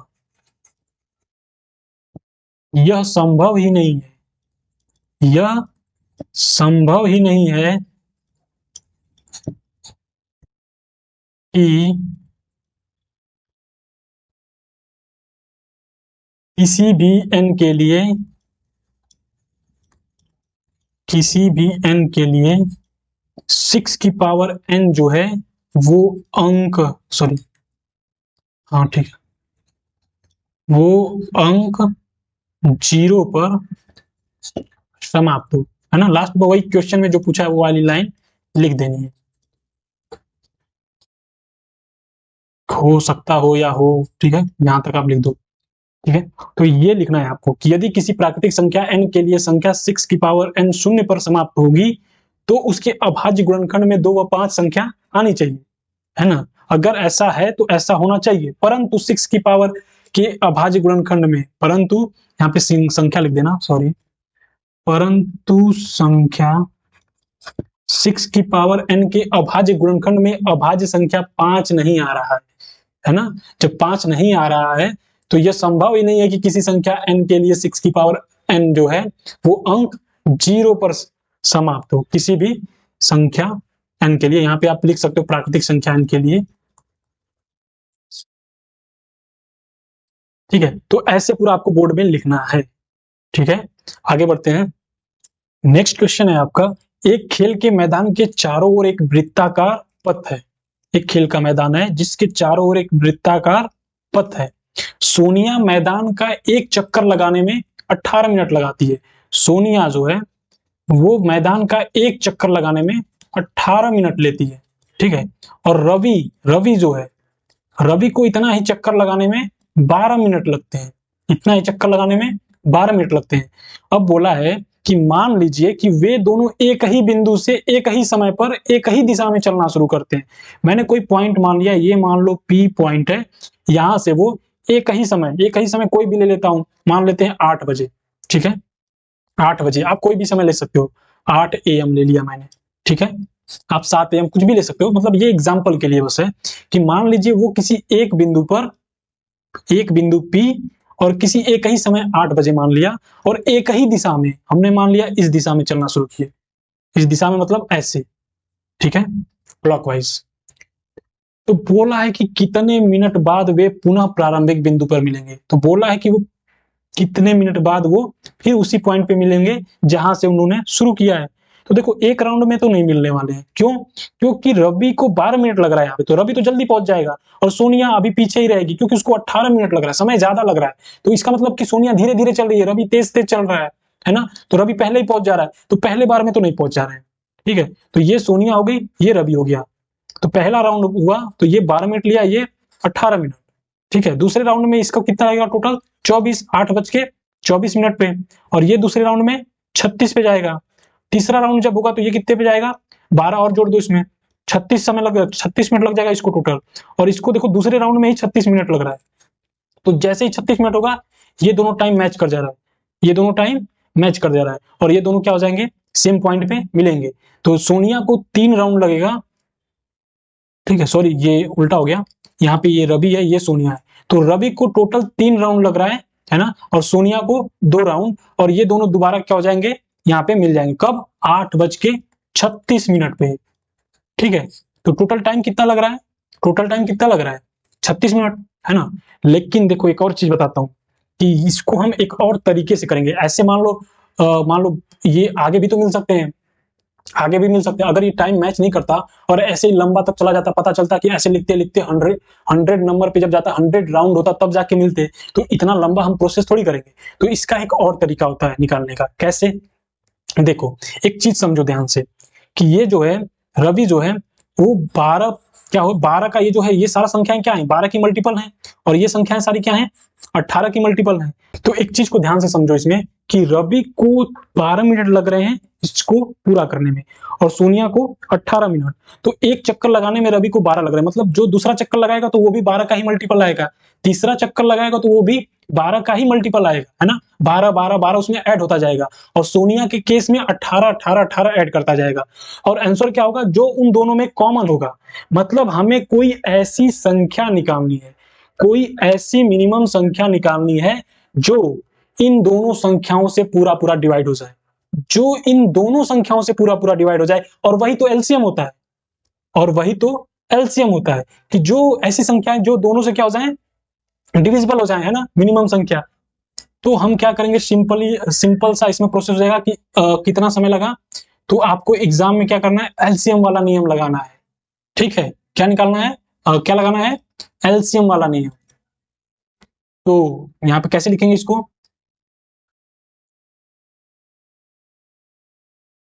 कि दोनों को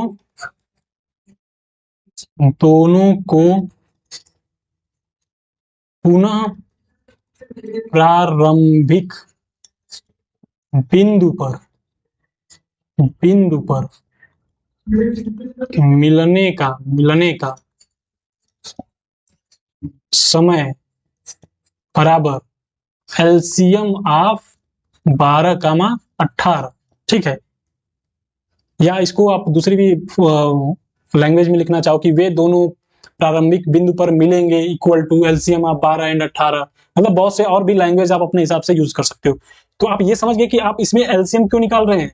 एलसीएम क्यों निकाल रहे हैं? क्योंकि एक तो 12 का मल्टीपल में चक्कर लगा रहा है ना। एक तो बात देखो, बीच में हमें नहीं मिलाना है, हमें उसी पॉइंट पे मिलाना है जहां से वो शुरू किए थे। तो एक तो 12 का मल्टीपल आता जा रहा है और दूसरा 18 का मल्टीपल आता जा रहा है।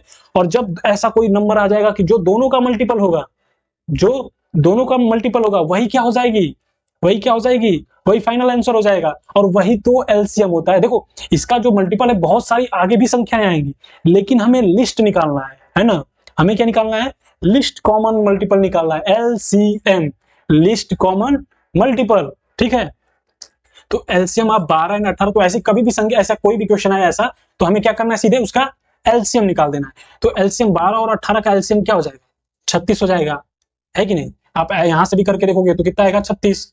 या आपको एलसीएम निकालने के लिए आप क्या करोगे, डायरेक्ट अगर नहीं लिखना है तो आप 12 का गुणनखंड करोगे, तो 12 का गुणनखंड क्या हो जाएगा, 2 गुना 3, और 18 का गुणनफल क्या हो जाएगा, 2 गुणे 9 दूना 18, यानी कि 3 गुणे 3। तो एलसीएम क्या हो जाएगा, एलसीएम क्या हो जाएगा कि जो मैक्सिमम पावर, 2 की मैक्सिमम पावर 2, 2 की पावर 2, और 3 की मैक्सिमम पावर 3 की पावर 3। ठीक है, तो 2 दूना 4 और 3 त्रिक के 9, 9 चौक को 36। तो ऐसे आपको बोर्ड एग्जाम में लिखना है। ये वाला आपके किसके लिए है, ये आपका बोर्ड के लिए, ये किसके लिए है, BOARD, बोर्ड एग्जाम के लिए। ठीक है, बोर्ड एग्जाम के लिए। और ये आपको समझाने के लिए था, है ना, ये आपको क्या था, समझाने के लिए। आप कॉम्पिटिटिव एग्जाम आएगा उसमें भी ऐसे ही निकालना रहेगा, आप डायरेक्ट एलसीएम निकालोगे, इतना सोचना ही नहीं है आपको, ये सब सोचना ही नहीं है आपको। आपको बस मैंने ये बताया कि इसका अप्रोच हम अगर मैं डायरेक्ट एलसीएम निकाल देता, आप बोलते कि आप ऐसे कैसे निकाल सकते हो एलसीएम, आपको कैसे पता चला कि एलसीएम इसमें लगेगा, है ना। तो इसलिए ये चीज मैंने आपको समझाया। ठीक है, अब नेक्स्ट क्वेश्चन करते हैं कि ऐसे ही पैटर्न के क्वेश्चन काफी आते हैं एग्जाम में। ठीक है, इसमें बोला है कि 3 घंटियां हैं, 3 क्या है, बेल है, जो कि 20 सेकेंड, 30 सेकेंड, 40 सेकेंड के अंतराल पर बजती है। कि यदि वे सभी 10 बजे बजी थी, वे सभी एक साथ 10 बजे बजी थी, तो वे अगली बार एक साथ कब बजेंगी, तो वे अगली बार एक साथ कब बजेंगी, तो कैसे निकालेंगे। तो देखो कहने का क्या मतलब है, एक जो है, अगर 10 बजे वे एक साथ बजी थी, तो अगला जो है 3 घंटियां ना, तो ए बी और सी मान लेते हैं, ए बी और सी मान लेते हैं। तो वो मान लो ये 20 के अंतराल पे बज रही है, ये 30 के अंतराल पे बज रही है, और ये 40 के अंतराल पे बज रही है। ठीक है, यानी कि 20 सेकंड बाद फिर ये बजेगी, यानी 40 पे बजेगी, फिर 20 सेकंड बाद इस पे बजेगी, 60 पे बजेगी, फिर 20 सेकंड बाद ऐसे ऐसे करके बजते जाएगी, और ये 30-30 के अंतराल पे बजती जाएगी, यानी 60 पे बजेगी, 30 और करेंगे 90 पे बजेगी, फिर 30 करेंगे 120 पे बजेगी, है ना, ये भी 120 पे बजेगा, सॉरी 20-20 का अंतराल है ना, यानी कि 80 पे बजेगा, 100 पे बजेगा, फिर जाके 120 पे बजेगा, है ना, फिर आगे 140 पे बजेगा। ऐसे ये अगला किस पे बजेगी, 80 पे बजेगी, 80 के बाद 40 अंतर 120 पे बजेगी, फिर 40 160 पे बजेगी, और ऐसे ही आगे चलता चला जाएगा। तो अब हमें पूछा है कि वे अगली बार एक साथ कब बजेंगी, तो वो ऐसा टाइम हमें निकालना है कि जब वो क्या हो, एक साथ बजे। तो ये देखो इसमें कॉमन कौन सा मिल रहा है आपको, 120, 120, 120, है कि नहीं।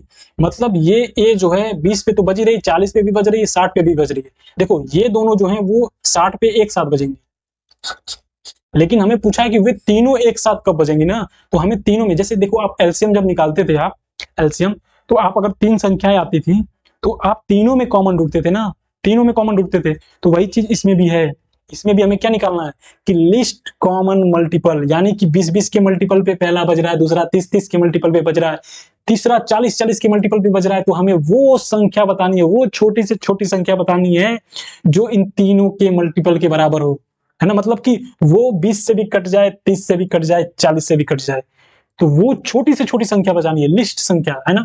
इसका मतलब इन तीनों का क्या करना है, एलसीएम निकालना है ना, एलसीएम निकालना है। तो आपको आंसर कैसे लिखना है बोर्ड में, तो लिखोगे कि वे अगली बार, अगली बार सभी, सभी एक साथ बजेंगी, equal to LCM of, LCM of 20, 30, 40। ठीक है, या उनके अगली बार एक साथ बजने का समय बराबर एलसीएम ऑफ 20, 30, 40, है ना। इसको आप ऐसे भी लिख सकते हो कि सभी घंटियों का, सभी घंटियों का एक साथ सभी घंटियों का अगली बार एक साथ बजने का समय बराबर क्या हो जाएगा? LCM of 20, 30 and 40। तो आप ये दोनों लैंग्वेज लिख सकते हो, या आपको भी कोई ऐसा लैंग्वेज समझ में आ रहा है उसमें आसान लग रहा है या सामने वाले को समझा सकते हो आसानी से, तो वो भी लिख सकते हो। ठीक है, तो इसमें भी आपको क्या करना है? एलसीएम निकालना है। क्या करना है? एलसीएम निकालना है। ठीक है, तो इनका एलसीएम क्या आ जाएगा? 120। ठीक है, और यहां से भी वही आंसर आ रहा था, लेकिन ये समझने के लिए बस था, आंसर आपको डायरेक्ट ऐसे निकालना है, एलसीएम। ठीक है, नेक्स्ट क्वेश्चन है, इसमें बोला है कि दो रस्सियों की लंबाई 60 मीटर और 72 मीटर है। दो रस्सियां हैं, मान लेते हैं ए एंड बी, और इन दोनों की लंबाई है, एक का 60 मीटर, एक का 72 मीटर है। अब बोला है कि उन्हें बराबर बराबर टुकड़ों में काटना है, उन्हें बराबर बराबर टुकड़ों में काटना है ताकि कोई रस्सी शेष बचे ही ना। तो पूछा है कि हर टुकड़े की अधिकतम लंबाई कितनी होगी। देखो एक और इसमें मैं शॉर्ट ट्रिक आपको बता रहा हूं, इसमें देखो मैं एक और शॉर्ट ट्रिक बता रहा हूं, जब भी ऐसे पूछे और अधिकतम पूछे ना, अधिकतम निकालना है तो आप समझ जाओ कि वहां पे मौसौ लगाना है। क्या लगाना है? मौसौ, महत्तम समापवर्तक। ठीक है, आप उसमें क्या ढूंढते थे जब महत्तम समापवर्तक निकालते थे? तो क्या ढूंढते थे कि वो बड़ी से बड़ी संख्या जिससे वो दिए गए नंबर क्या हो जाए? डिवाइड हो जाए, जिससे वो दिए हुए नंबर डिवाइड हो जाए, मतलब वो संख्या हमें पता नहीं, मान लो जैसे 4, 5, 6, कि जिससे मतलब इससे ये दोनों नंबर डिवाइड हो जाए, तो वही। ठीक है, तो जब भी अधिकतम वाला पूछे तो समझ जाओ कि उसमें एचसीएफ निकालना है, उसमें क्या निकालना है? एचसीएफ। और न्यूनतम वाला जब जैसे समय पूछ रहा था तो वो मिनिमम समय निकालना था, है ना, कि वो जस्ट अगली बार मिल जाए, क्योंकि अधिकतम तो इनफाइनाइट हो जाएगा समय, यानी वो ऐसा थोड़ी, वो तो 10 साल बाद भी कभी बच सकती है एक साथ, अगर वो लगातार उसी टाइम पे बचती रही तो वो 10 साल बाद या सदियों बाद भी तो बचेंगी ना, तो अधिकतम तो बहुत ज्यादा भी समय हो सकता है। तो उस केस में अधिकतम नहीं पूछ रहा था, लिस्ट पूछ रहा था, कम से कम वाला पूछ रहा था, है ना। और इस केस में क्या है? अधिकतम पूछ रहा है। तो ऐसा जब भी आए ना, तो ऐसे चीजों को समझो पहले। तो ऐसा जब भी आए तो इसमें क्या निकालना रहेगा? हाईएस्ट कॉमन फैक्टर, HCF, मौसौ निकालना रहेगा। तो 60 और 72 का मौसौ क्या हो जाएगा? 60 और 72 का मौसौ क्या हो जाएगा? तो आप कैसे निकालोगे? देखो वो भी है कैसे निकालना, एक चीज तरीके से और भी समझा दे रहा हूं। बोला है कि उन्हें बराबर बराबर टुकड़ों में काटना है ताकि कोई रस्सी शेष बचे ही ना। तो एक बात बताओ, आपको बराबर बराबर टुकड़ों में काटना है, ठीक है, मतलब अगर आप इसको 5 मीटर काट रहे हो तो ये भी 5-5 मीटर ही काटना है, ये भी 5-5 मीटर ही काटना है, लेकिन कोई भी रस्सी थोड़ा सा भी बचना नहीं चाहिए। तो एक बात बताओ, 5 से काटते जाओगे, 5 से काटते जाओगे, 70 तक तो कट जाएगा 5 से, लेकिन 2 मीटर का रस्सी बच नहीं जाएगा, क्योंकि ये 72 है ना, 70 तो कट जाएगा, इसका मतलब 2 मीटर रस्सी बच जा रहा है, ये तो पूरा कट जा रहा है, यानी 5 तो आंसर होगा नहीं। तो हमें क्या निकालना है? ऐसी संख्या, और वो देखो इन दोनों से छोटी ही हो रही है, रस्सी को तोड़ना है तो ऐसे थोड़ी बोलोगे कि बड़ी संख्या आएगी इन दोनों से। एलसीएम जब निकालते थे तो उस केस में क्या आता था? बड़ी संख्या आती थी इससे, लेकिन इसमें इससे छोटी आएगी, क्योंकि रस्सी को तोड़ना है तो इन दोनों से तो छोटा ही होगा, और दोनों में आना चाहिए, दोनों में आना चाहिए, मतलब कॉमन निकालना है दोनों में। तो कॉमन आप किस में निकालते थे? एचसीएफ में ही तो निकालते थे। तो यहां से भी आपको क्लियर हो जाएगा, यानी कि आपको क्या निकालना है? एचसीएफ निकालना है। क्या निकालना है? एचसीएफ निकालना है। तो आप हल कर कैसे लिखोगे कि हर टुकड़े की अधिकतम लंबाई बराबर HCF ऑफ 60, 72। अब निकालो HCF ऑफ 60, 72। तो 60 का गुणनखंड क्या हो जाएगा? 2 दूना 4 दूना 8, 8 से जाएगा नहीं, 4, 12 पच्चे सॉरी 10 छक्का 60, ठीक है, 2 5 3 5 हो गया, 5 3 15 चौको 60। ऐसे ही 75 का निकालोगे तो क्या जाएगा? 7 5 12, 3 से कट जाएगा, 3 दूना 6, 3 5 15, 5 से कटेगा, 25 पत्तियां 75। अब ये निकाल दिया आपने दोनों का गुणनखंड। अब देखो दोनों में कॉमन क्या आ रहा है? 3, दोनों में कॉमन है, और 5, ठीक है, यानी कि HCF क्या हो जाएगा आपका? 3 गुना 5 यानी कि 15। यानी अगर आप 15-15 मीटर इसको काटोगे ना, तो ये भी पूरा पूरा कट जाएगा और एक भी टुकड़ा नहीं बचेगा, ये भी पूरा पूरा कट जाएगा और एक भी टुकड़ा नहीं बचेगा। और देखो हमें अधिकतम लंबाई बतानी है। देखो इससे छोटा भी नंबर हो सकता है जो इसको काट सकता है, मतलब आप 3-3 मीटर काटोगे ना तो भी कट जाएगा। देखो 60 कट जा रहा है 3 से और 72 भी कट जा रहा है 3 से। ठीक है, 5-5 मीटर काटोगे ना, नहीं सॉरी 5 मीटर पे, एक सेकंड एक सेकंड एक सेकंड, यहाँ पे 72 है, सॉरी 72 है, 75 नहीं है। ठीक है, यहाँ पे क्या है 72 है। अगर 75 होता तो वो आंसर रहता। ठीक है, 72 है। इसका क्या था, 2 गुणे 2 गुणे 3 गुणे 5 है ना, 15 चौको 60। और ये क्या था, 2 गुणे 2 गुणे 2 दूना 4 दूना 8 दूना 16 दूना 32, 8 9 72 है ना। तो अब इसमें कॉमन क्या आ जाएगा, 2 हो जाएगा, 2 हो जाएगा, 3 हो जाएगा, यानी कि एचसीएफ क्या आ जाएगा 60 और 72 का, 2 गुणे 2 गुणे 3, यानी कि 2 दूना 4 3 12, यानी कि आप 12-12 मीटर का अगर तोड़ोगे तो ये दोनों क्या हो जाएंगी, टूट जाएंगी, है ना। वो दोनों क्या हो जाएंगी, टूट जाएंगी और कोई भी रस्सी शेष नहीं बचेगी। और ये अधिकतम लंबाई यानी 12 मीटर से ज्यादा कोई ऐसा नहीं है कि जिससे आप तोड़ो और ये रस्सी में मतलब कुछ भी शेष ना बचे। ठीक है, तो 12 से बड़ा ऐसा कोई नंबर नहीं है। आप इसको छोटा नंबर लिख सकते हैं, मतलब 2-2 मीटर तोड़ोगे तो दोनों रस्सी टूट जाएगी, 4-4 मीटर तोड़ोगे तो भी दोनों रस्सी टूट जाएगी और कोई भी शेष रस्सी नहीं बचेगी। 3-3 मीटर तोड़ोगे तो भी सारी रस्सियां बराबर बराबर टुकड़ों में टूटेंगी, कटेंगी और कोई भी रस्सी शेष नहीं बचेगी। 6-6 मीटर में काटोगे तो भी ऐसा होगा, लेकिन हमें बोला है कि अधिकतम बताना है, तो 2 से भी हो रहा है, 4 से भी हो रहा है, 6 से भी हो रहा है और 12 से भी हो रहा है, तो मैक्सिमम क्या है 12 होगा ना। और ये हम कैसे निकालते हैं, हाईएस्ट वाला एचसीएफ से ही निकालते हैं, हाईएस्ट कॉमन फैक्टर से ही। ठीक है, तो ऐसी संख्या, अरे ऐसा क्वेश्चन जब भी आएगा, ऐसा क्वेश्चन जब भी आएगा तो आप क्या करोगे, उसका एचसीएफ निकालोगे। ठीक है, आपको ज्यादा कुछ नहीं निकालना। देखो जितना मैंने बाकी चीजें बताई वो क्वेश्चन को समझाने के लिए बताई, और एचसीएफ क्यों लगा रहे हैं वो चीजें मैंने आपको समझाया, है ना। ऐसा नहीं कि मैंने डायरेक्ट बता दिया कि चलो इसमें एचसीएफ लगेगा, इसमें एलसीएम लगेगा। अरे भाई ये भी तो समझो क्यों लग रहा है उसमें, है ना। रटने से अच्छा ये भी तो समझो कि क्यों लग रहा है उसमें। तो आप समझ गए क्यों लग रहा है यहाँ पे एचसीएफ और उसमें क्यों लग रहा था पीछे वाले क्वेश्चन में एलसीएम। ठीक है, तो आपको एग्जाम में केवल इतना लिखना है, बोर्ड एग्जाम में। ठीक है, इसके नीचे जितना ये लिखा हुआ है यहाँ तक, और ये आपका क्या हो जाएगा, आपका सॉल्यूशन हो जाएगा, आंसर हो जाएगा। ठीक है, नेक्स्ट देखते हैं। नेक्स्ट है आपका एक प्रमेय, है ना। ये प्रमेय बहुत ही इंपॉर्टेंट है, इस पे क्वेश्चन लगभग समझ लो हर साल पूछे जाते हैं इस पे क्वेश्चन। ठीक है, इस पे क्वेश्चन हर साल पूछे जाते हैं, मतलब इसका यूज रहता है वो, मैं ये नहीं बोल सकता कि डायरेक्ट इसी पे पूछे जाते हैं, इसका यूज रहता है।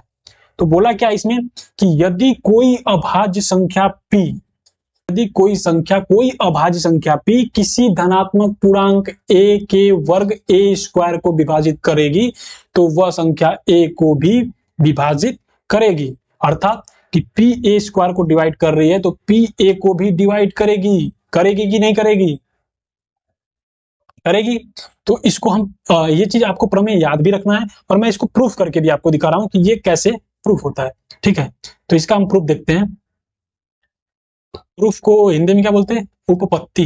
ठीक है, क्या बोलते हैं इसको, उपपत्ति भी बोलते हैं। तो सबसे पहले मैं जो जो इस क्वेश्चन में पता है वो चीज हम लिखते हैं। तो हमें क्या पता है, तो हम जानते हैं, इसको थोड़ा और ऊपर लिखो, है ना, ऊपर लिखो।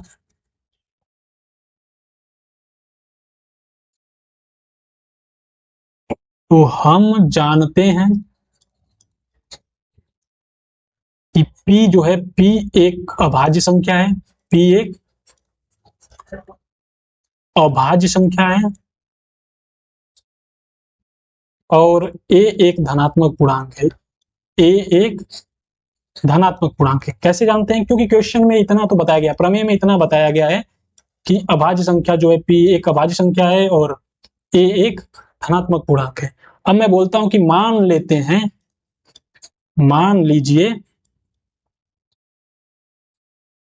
कि A की वैल्यू जो है वो P1 into P2 into P3, ठीक है, dot dot dot dot Pn है। ठीक है, मैंने बोला कि मान लेते हैं कि P का जो ये क्या है, ये गुणनखंड है किस चीज का, अभाज्य संख्याओं का। जैसे कोई भी अपन ने एक रूल पढ़ा था कि किसी भी भाज्य संख्या को उसके अभाज्य संख्या के गुणनखंड के रूप में लिखा जा सकता है। किसी भी भाज्य संख्या को उसकी अभाज्य संख्या के गुणनखंड के रूप में लिखा जा सकता है। तो p यहाँ पे अभाज्य संख्या है, तो ऐसे मैंने मान लिया p1 p2 p3 भी ये सब क्या है, अभाज्य संख्या है, और उनके गुणनखंड के रूप में मैंने लिख दिया किसको, a को, क्योंकि a एक धनात्मक पूर्णांक है यहाँ पे। तो जहां p1 p2 p3 dot dot dot dot pn ये सब क्या है, अभाज्य संख्या है। आपको हर एक चीज स्टेप लिखना पड़ता है इसमें, ऐसा नहीं कि आप हवा में लिख दिए, हवा में बोल दिए, नहीं, आपको एक एक स्टेप लिख के बताना पड़ेगा। अगर ये प्रूफ करने को आता है एग्जाम में भी तो भी, लेकिन जनरली आता नहीं है, अगर आ गया तो। जहां पे p1 p2 p3 pn क्या है, ये सब अभाज्य संख्याएं हैं, और ये जरूरी नहीं है, आवश्यक नहीं है, आवश्यक नहीं है कि ये जो संख्याएं हैं, ये जो अभाज्य संख्याएं हैं p1 p2 p3 ये अलग अलग हो, ये भिन्न भिन्न हो, ये सेम भी हो सकती हैं। जैसे गुणनखंड अपन करते थे तो 8 का जैसे गुणनखंड क्या हो गया, 2 गुणे 2 गुणे 2, तो वो क्या है, वो सब बराबर है ना, 2 2 2 2 बराबर है। तो ऐसा हो सकता है कि ये 2 गुणे 2 गुणे 2 यानी p1 p2 p3 बराबर हो, या इसमें से कोई भी एक दूसरे के बराबर हो सकते हैं, लेकिन वो होंगी क्या, अभाज्य संख्याएं होंगी। तो एक को मैंने मान लिया उसके अभाज्य गुणनखंड के रूप में तोड़ दिया। तो अगर मैं a का स्क्वायर करूंगा, अगर मैं a का स्क्वायर करूंगा तो इन सब का स्क्वायर हो जाएगा कि नहीं हो जाएगा, p1 डॉट p2 ये देखो गुणा के रूप में, डॉट डॉट डॉट कहां तक, pn तक, तो इस पूरे का स्क्वायर हो जाएगा कि नहीं हो जाएगा, है कि नहीं। जैसे मान लो 12 है, तो 12 क्या होता है, 2 गुणे 2 गुणे 3। अब मैं 12 का स्क्वायर करूंगा तो 2 गुणे 2 गुणे 3 का भी तो स्क्वायर हो जाएगा, यानी कि 2 की पावर 2 गुणे 2 की पावर 2 गुणे 3 की पावर 2, ये हो जाएगा कि नहीं हो जाएगा, हो जाएगा। तो वैसे ही इसमें भी हो गया कि a का मैंने अगर स्क्वायर किया तो इसका भी क्या हो जाएगा, स्क्वायर हो जाएगा। अब देखो, अब क्वेश्चन में हमें दिया है, अब हमें दिया है कि जो p है, जो क्या है, p है, वो क्या कर रहा है, वो a स्क्वायर को विभाजित कर रहा है, a स्क्वायर को विभाजित करती है, विभाजित करती है या करता है, हमें दिया है कि p a स्क्वायर को क्या कर रहा है, विभाजित कर रहा है, अतः p a स्क्वायर का एक अभाज्य गुणनखंड होगा। ये बोल सकते हैं कि नहीं बोल सकते हैं, ये बोल सकते हैं कि अगर p a स्क्वायर को विभाजित कर रहा है, कोई भी संख्या किसी को विभाजित करे, इसका मतलब वो उसका क्या है, वो उसका एक अभाज्य गुणनखंड है, तभी तो उसे विभाजित कर रहा है। और मैंने ऐसा क्यों बोला कि वो उसका अभाज्य गुणनखंड है, भाज्य गुणनखंड भी तो हो सकता है। जैसे मान लो कि 24 को 8 भाग दे रहा है, 24 को 8 से डिवाइड करने पे कट जा रहा है, यानी मैं बोला कि p a स्क्वायर को विभाजित करती है। ऐसे देख लेते हैं, a स्क्वायर लेते हैं ना, a स्क्वायर का मतलब कोई 16 ले लो, है ना, 16 4 का स्क्वायर है, तो 4 मैंने बोल दिया कि 4 a स्क्वायर को विभाजित करती है, 4 जो है 4 के स्क्वायर को विभाजित करिए, तो 4 जो है 16 को विभाजित कर रही है। तो मैं ऐसा बोल सकता हूं कि 4 जो है मतलब p जो है वो a स्क्वायर का एक गुणनखंड है, यानी कि 4 जो है वो 16 का गुणनखंड है कि नहीं। तो 16 का गुणनखंड क्या होता है, 2 गुणे 2 गुणे 2 गुणे 2, तो 2 दूना 4, तो ये भी क्या है 4, 2 गुणे 2, ये 4 जो है इसका क्या है, गुणनखंड है, यानी 16 का गुणनखंड मैं 4 गुणे 4 भी तो लिख सकता हूँ ना। वो अलग बात है कि अभाज्य संख्याओं के गुणनखंड के रूप में अपन तोड़ते थे, लेकिन उसका किसी का गुणनखंड मतलब वो संख्या उससे क्या हो रही है, डिवाइड हो रही है कि नहीं। तो ऐसे ही यहाँ पे है कि हमें दिया है कि p a स्क्वायर को विभाजित करती है, तो p जो होगा, अतः p जो होगा वो a स्क्वायर का एक अभाज्य गुणनखंड होगा, एक अभाज्य गुणनखंड है। मैंने ऐसा क्यों बोला, इस केस में देखो 4 16 को डिवाइड कर रहा है, तो 4 16 का एक गुणनखंड है, लेकिन अभाज्य गुणनखंड थोड़ी है 4 तो भाज्य गुणनखंड है, क्योंकि ये 2 से डिवाइड हो रहा है, 4 से डिवाइड हो रहा है, 1 से डिवाइड हो रहा है। तो इसमें आपने अभाज्य गुणनखंड क्यों लिखा, तो इसमें मैंने अभाज्य गुणनखंड इसलिए लिखा क्योंकि देखो ऊपर ही दिया गया है कि p जो है वो क्या है, एक अभाज्य संख्या है। जब p ही अभाज्य है तो p, और वही चीज तो मैं लिखा हूं कि p a स्क्वायर का अगर मैं लिखता गुणनखंड है तो भी तो p अभाज्य संख्या, तो अभाज्य गुणनखंड तो ऑटोमेटिक हो जाएगा, वो हमें बताने की जरूरत ही नहीं है, वो क्वेश्चन में ही दिया है कि p अभाज्य संख्या है। और p अभाज्य संख्या है और p a स्क्वायर को विभाजित करती है तो p उसका अभाज्य गुणनखंड होगा, है कि नहीं? ठीक है।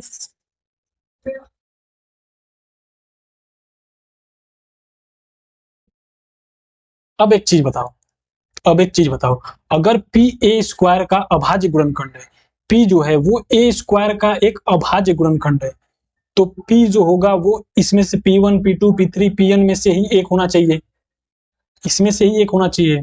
क्योंकि देखो अगर आप यहाँ पे इसको खोलोगे तो p1 का स्क्वायर इंटू p2 का स्क्वायर इंटू p3 का स्क्वायर डॉट डॉट जो pn का स्क्वायर बनेगा, तो स्क्वायर तो नहीं हो सकता, कोई भी स्क्वायर संख्या नहीं हो सकती है ना, कोई भी वर्ग संख्या नहीं हो सकती है ना, कोई भी वो इसको क्या बोलते हैं वर्ग संख्या, तो p का वैल्यू कोई भी वर्ग संख्या तो नहीं हो सकती इसमें से। क्यों? क्योंकि कोई भी वर्ग संख्या लोगे तो वो तो एक भाज्य संख्या होती है। कोई भी ले लो, 49 ले लो, ये भी क्या है भाज्य संख्या है। 16 ले लो, ये भी क्या है भाज्य संख्या है। 4 चौका 16, 3 त्रिका 9 ले लो, ये भी क्या है भाज्य संख्या है। तो स्क्वायर तो हमेशा भाज्य संख्याएं होती हैं, स्क्वायर तो हमेशा भाज्य संख्याएं होती हैं। ठीक है, तो अगर इसमें ये बोला है कि पी ए स्क्वायर का अभाज्य गुणनखंड है, यानी इसका अभाज्य गुणनखंड है, तो अभाज्य गुणनखंड यानी p जो होगा वो p1 p2 p3 में से एक होना चाहिए, ना कि इसके स्क्वायर में से, है कि नहीं? तो आगे लिखते हैं, है ना, कंटिन्यू, उसी में कंटिन्यू है आगे। क्योंकि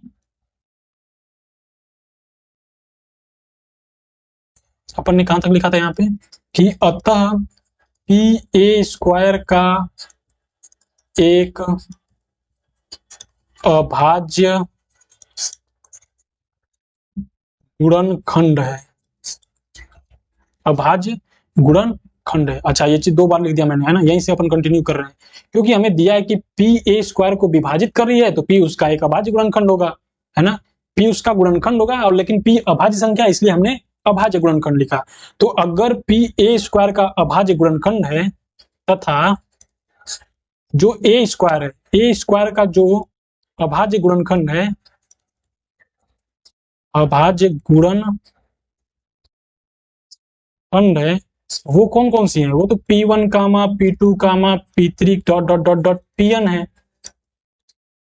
ए स्क्वायर के अभाज्य गुणनखंड कौन से हैं, ये हैं। जैसे 16 लिखा मैंने, तो 16 क्या है, 4 का स्क्वायर है, 4 का स्क्वायर है, लेकिन इसका जो 4 का स्क्वायर, इसके अभाज्य गुणनखंड 4 गुणे 4 थोड़ी है, वो तो 2 गुणे 2 गुणे 2 गुणे 2 ये है ना, यानी कि 2 है उसका अभाज्य संख्या है, ये सब उसकी अभाज्य संख्या है, अभाज्य गुणनखंड है, ना कि इसको स्क्वायर। तो वही चीज बोला है इसमें भी कि इसका जो आप स्क्वायर लिखे थे, मतलब ए स्क्वायर करके जो आप लिखे थे यहाँ पे जो आप स्क्वायर करके लिखे थे, वो तो ए स्क्वायर का वैल्यू है, लेकिन इसका अगर गुणनखंड पूछे, अभाज्य गुणनखंड, तो वो P1 comma P2 comma P3 comma dot dot dot dot Pn है। ठीक है, अगर ऐसा है तो अतः P को P1 comma P2 comma P3 dot dot dot dot Pn में से ही एक होना चाहिए, में से ही एक होना चाहिए, एक होना चाहिए। क्यों? कि अगर पी ए स्क्वायर का अभाज्य गुणनखंड है और ए स्क्वायर के अभाज्य गुणनखंड यही है, हमें दे दिया है कि ए स्क्वायर के अभाज्य गुणनखंड बस यही है ही, और पी जो है वो इसका अभाज्य गुणनखंड है, तो पी इसी में से कोई एक होगा, पी इसी में से कोई एक होगा। तो क्योंकि A equal to P1 P2 P3 dot dot dot dot Pn है, ये सब आपस में मल्टीप्लाई में है ना, इसलिए P जो है वो A को भी विभाजित करेगा, A को भी विभाजित करेगा। ये कैसे लिख दिया आपने, देखो P A स्क्वायर का अभाज्य गुणनखंड है, ये चीज हमने निकाल लिया, और A स्क्वायर का अभाज्य गुणनखंड जो है वो ये है, तो P जो होगा वो इसी में से कोई एक होगा, तो P इसी में से कोई एक होगा, यानी P1 P2 P3 में से ही कोई एक क्या होगा, P होगा, है कि नहीं। और A इक्वल टू हम जानते हैं A equal to he P1 P2 P3 है, और इसी में से P है, अगर इसी में से P है तो P A को डिवाइड करेगा कि नहीं करेगा, क्योंकि किसी भी संख्या का जो अभाज्य गुणनखंड अपन लिखते हैं, किसी भी भाज्य संख्या का, वो सारे अभाज्य गुणनखंड उस संख्या को डिवाइड करते हैं कि नहीं करते हैं, करते हैं। तो इसको आप आसानी से समझ सकते हो, एक लाइन में दिखा रहा हूं कि मैंने बोला, मान लो 4 जो है वो 4 के स्क्वायर को विभाजित करती है। या 4 तो अभाज्य संख्या नहीं है, 2 है। 2 जो है वो 4 के स्क्वायर को विभाजित करती है। 4 का स्क्वायर मतलब 16। तो 2 अगर 4 के स्क्वायर को विभाजित करती है तो 2 4 को भी विभाजित करेगी। कहने का मतलब तो वही हो गया। ये क्या हो गया आपका p हो गया, और ये क्या हो गया a स्क्वायर हो गया। तो p अगर a स्क्वायर को विभाजित कर रही है तो p जो है वो a को भी विभाजित करेगी। ये हर केस में होगा। तो यही चीज तो प्रूफ किया हमने, यही चीज तो प्रूफ किया है हमने, क्योंकि इसी का तो 4 स्क्वायर का जो 16 का जो गुणनखंड है वही तो 2 2 2 2। तो देखो इसमें 2 जो है वो इसका गुणनखंड आ रहा है कि नहीं आ रहा है। तो यहाँ पे भी देखो वही चीज है कि नहीं, p जो है वो a स्क्वायर के गुणनखंड में से कोई एक था।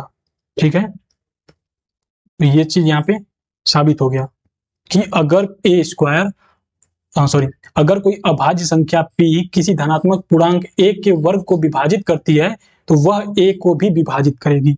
इस लाइन को याद रखना है। ठीक है, इस प्रमेय पे आधारित एक क्वेश्चन है, सिद्ध कीजिए कि √5 एक अपरिमेय संख्या है। ऐसा क्वेश्चन बार बार आपके बोर्ड एग्जाम में पूछा जाता है, तो ध्यान से देखिएगा इसको कैसे करेंगे। ठीक है, तो इसको करने के लिए हम ऐसा करते हैं कि हम मान लेते हैं कि √5 जो है ये परिमेय संख्या है। ऐसा क्यों कर रहे हैं? क्योंकि हम परिमेय संख्या का रूल जानते हैं कि कोई भी संख्या परिमेय संख्या तभी होगी जब आप उसे p/q के रूप में लिख सकते हो, जहां पे p और q पूर्णांक होते हैं और q 0 नहीं होता है। q 0 नहीं होता है। तो हम भी इस केस में क्या कर रहे हैं, हम मान ले रहे हैं कि हल। ठीक है, तो हम जो है इसके विपरीत मान लेते हैं, इसके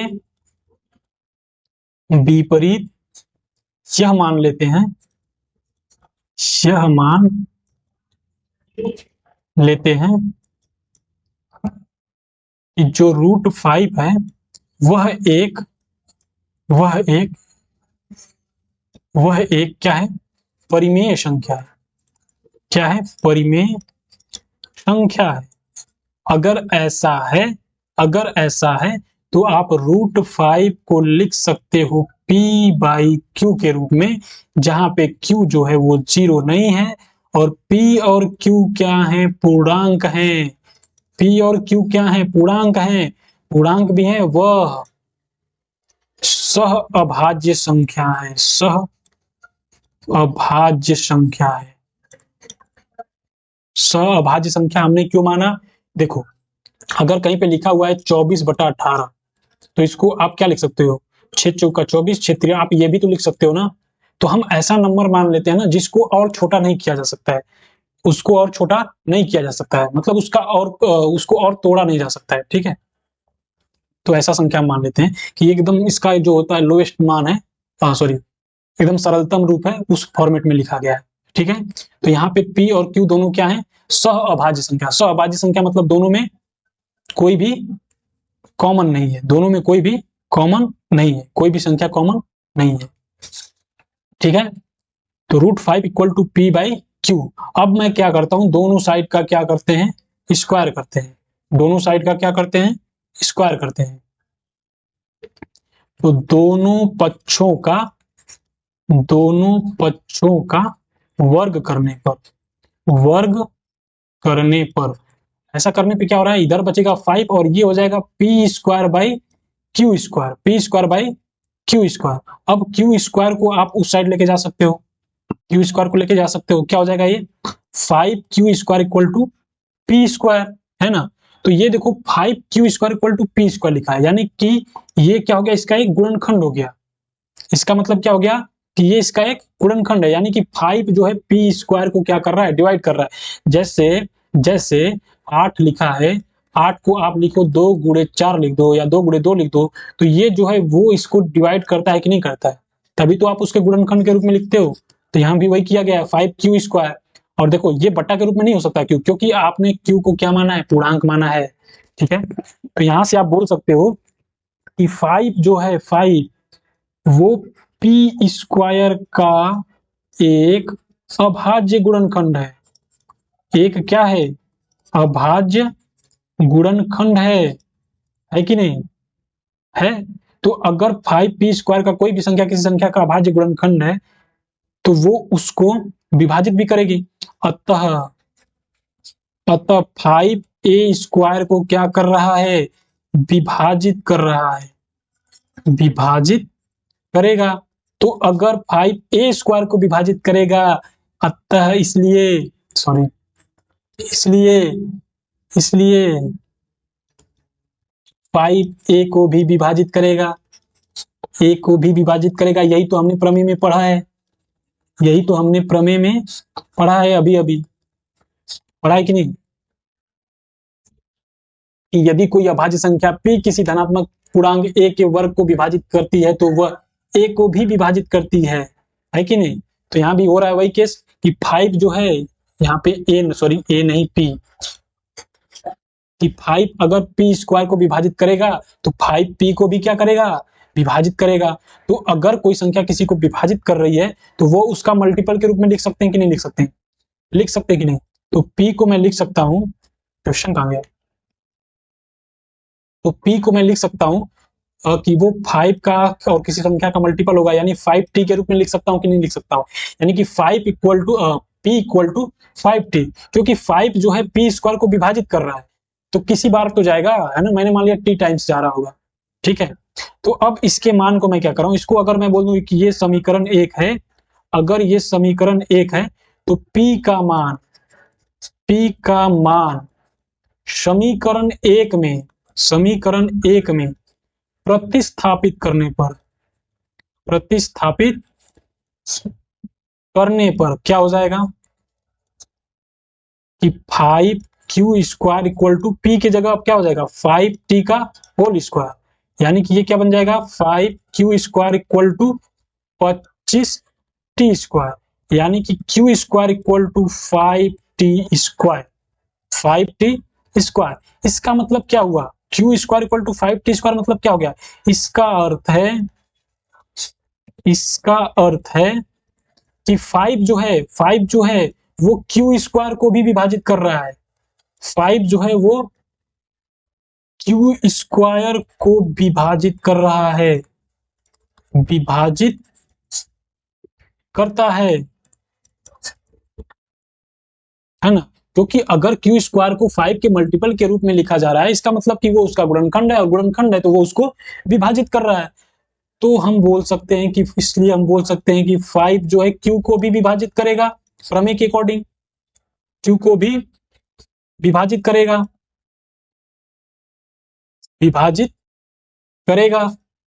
अगर 5 q² को विभाजित कर रहा है 5 q को भी विभाजित करेगा। तो आप देखोगे कि क्या हो रहा है, यहाँ पे देखो, यहाँ पे हो रहा था कि 5 p को भी विभाजित कर रहा है, 5 q को भी विभाजित कर रहा है, इसका मतलब कि इन दोनों में अभी भी 5 क्या है, उभयनिष्ठ है। अतः हम कह सकते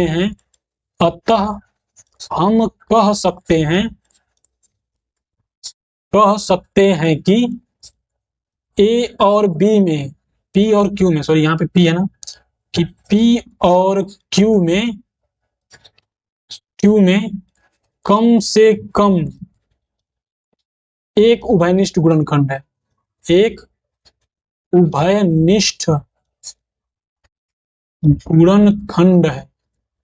ऐसा क्यों बोला मैंने, क्योंकि देखो ना कि 5 q को विभाजित कर रहा है, यानी 5 को मैं q के मल्टीपल के रूप में लिख सकता हूँ। यहाँ पे p जो है 5 जो है p को भी विभाजित कर रहा है, यानी कि 5 p को मैं 5 के मल्टीपल के रूप में लिख सकता हूँ, यानी कि p और q में एक 5 जो है कॉमन मिल रहा है।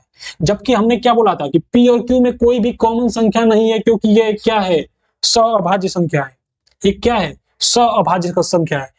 तो एक बात बताओ, तो हम ऐसा बोल सकते हैं कि दोनों में एक उभयनिष्ठ है, जबकि हमने माना क्या था, जबकि p और q को हमने सअभाज्य माना था। p और q सअभाज्य संख्याएं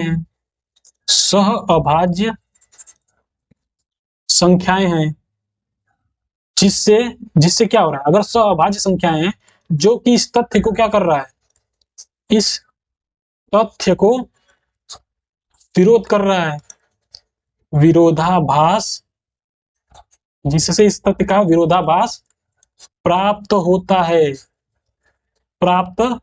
है, जिससे यह कहना गलत हो जाएगा, यह कहना गलत होगा कि √5 एक परिमेय संख्या है, परिमेय संख्या है। अतः √5 क्या है? अगर परिमेय संख्या नहीं है तो अपरिमेय संख्या है, अपरिमेय संख्या है। तो इतना आपको लिखना पड़ेगा सॉल्यूशन के रूप में, ठीक है। ये पूरा आपको लिखना पड़ेगा सॉल्यूशन के रूप में, ऐसे समझा समझा के, ठीक है। आपको सबसे पहले क्या करना है, इसको परिमेय संख्या मानना है, फिर परिमेय संख्या को कैसे व्यक्त करते हैं वो लिखना है, ठीक है। उसके बाद उसको सॉल्व करके ये बताना है कि इसमें क्या है, जबकि हमने पी क्यू को सहअभाज्य संख्या माना था, और अगर ये सहअभाज्य संख्या है तो इसमें ये कॉमन कहां से आ रहा है, ये 5 कॉमन कहां से आ रहा है, नहीं आना चाहिए, और कॉमन आ रहा है इसका मतलब कि ये इस तथ्य का विरोध कर रहा है। अगर ये इस तथ्य का विरोध कर रहा है मतलब हमने जितना कुछ माना है सब क्या है, गलत है। इसका मतलब कि ये परिमेय संख्या है ही नहीं, तो परिमेय संख्या नहीं है तो क्या है, अपरिमेय संख्या है, ठीक है। क्लियर यहां तक? अब इसको नोट कर लो आप। अब नेक्स्ट क्वेश्चन सॉल्व करते हैं। इसमें सिद्ध कीजिए कि 3 + 2√5 एक अपरिमेय संख्या है। एक क्या है, अपरिमेय संख्या है। तो इसमें भी हम वही करेंगे जो अब इसके पहले हमने किया है, कि हम क्या करेंगे, हम मानेंगे कि माना कि 3 + 2√5 जो है एक परिमेय संख्या है। एक क्या है, परिमेय संख्या है। अगर ऐसा है तो 3 + 2√5 को आप p/q के रूप में लिख सकते हो, जहां पे p, q पूर्णांक है और सहअभाज्य भी है। क्या है, सहअभाज्य है, ठीक है। और q जो है वो 0 नहीं है, ठीक है। तो 3 + 2√5 को आप p/q लिख दे रहे हो। अगर एक चीज बताओ, 3 को मैं उधर लेके जा रहा हूं right hand side, 2√5 = p/q minus कितना आ जाएगा 3, 2 को भी उधर लेके जाओ तो √5 हो जाएगा p/2q माइनस 3/2। इसको थोड़ा सा अगर सरल करोगे तो ये हो जाएगा 2q p माइनस 3q, ठीक है। अब एक बात बताओ, p क्या है, पूर्णांक है, q क्या है, पूर्णांक है, और ये 3q क्या होगा, वो भी पूर्णांक होगा। तो पूर्णांक में से पूर्णांक घटाओगे क्या बचेगा, पूर्णांक बचेगा, और नीचे भी क्या है, पूर्णांक है। तो ये देखो p और q पूर्णांक है, तो चूंकि p और q क्या है, पूर्णांक है, अगर ये दोनों पूर्णांक हैं तो ये पूरी संख्या क्या हो जाएगी, ये पूरी संख्या क्या हो जाएगी, p माइनस 3q बटा 2q क्या होगा, एक परिमेय संख्या होगी, परिमेय संख्या होगी, होगी कि नहीं होगी। कि ये क्या होता है, इसमें क्या होता है, p/q के रूप में लिख सकते हो, है ना। इसे भी देखो इस रूप में लिखा जा सकता है, और ये दोनों क्या, ऊपर वाला भी पूर्णांक है, नीचे वाला भी पूर्णांक है, तो ये क्या हो गई, एक परिमेय संख्या हो जाएगी। तो अगर ये परिमेय संख्या है तो परिमेय संख्या हमेशा परिमेय संख्या के ही बराबर होगी। तो √5 जो है वो भी क्या होना चाहिए, एक परिमेय संख्या होना चाहिए, परिमेय संख्या होना चाहिए। जबकि अभी हमने प्रूफ किया कि √5 क्या है, वो तो अपरिमेय संख्या है। तो परिमेय संख्या अपरिमेय संख्या के बराबर हो सकती है क्या, इसका मतलब ये क्या है, इस तथ्य का विरोध कर रहा है, ये इस तथ्य का क्या कर रहा है, विरोध कर रहा है। जबकि तो लिखोगे आप, जबकि √5 एक अपरिमेय संख्या है, क्या है, अपरिमेय संख्या है। अतः अतः यहाँ पे क्या हो रहा है, विरोधाभास उत्पन्न हो रहा है। अतः विरोधाभास के कारण, यानी कि ये इस चीज को फॉलो ही नहीं कर रहे हैं कि परिमेय संख्या अपरिमेय संख्या के बराबर कैसे हो सकती है, हो ही नहीं सकती।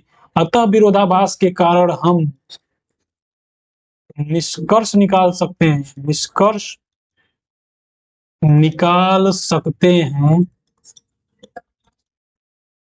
कि जो 3 + 2√5 है यह एक अपरिमेय संख्या है, यह एक अपरिमेय संख्या है। तो इसमें देखो, जब भी आपको ऐसा क्वेश्चन आएगा ना, जब भी आपको ऐसा क्वेश्चन आएगा, पीछे वाला देखो कि √5 एक अपरिमेय संख्या है, √3 एक अपरिमेय संख्या है ना, √7 एक अपरिमेय संख्या है। तो ऐसे में आपको इस तरह सॉल्व करना है, पूरा आपको स्क्वायर करना पड़ेगा, है ना, फिर प्रूफ करना पड़ेगा कि उसमें एक कॉमन फैक्टर मिल रहा है।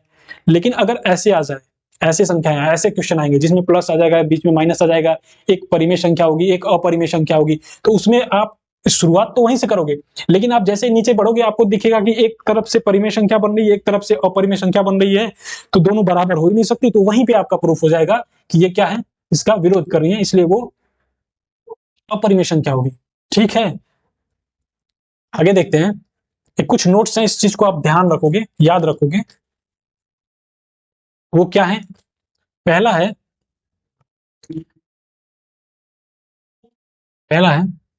कि जब भी आप देखोगे कि परिमेय संख्या है, कोई भी परिमेय संख्या है, अगर उस परिमेय संख्या में आप प्लस माइनस गुणा भाग कर रहे हो, इसमें से आप कुछ भी कर रहे हो किसी परिमेय दूसरी परिमेय संख्या के साथ, किसी दूसरी परिमेय संख्या के साथ, तो जो फाइनल आंसर जो आएगा आपका वो भी एक परिमेय संख्या आएगी, वो भी एक परिमेय संख्या आएगी।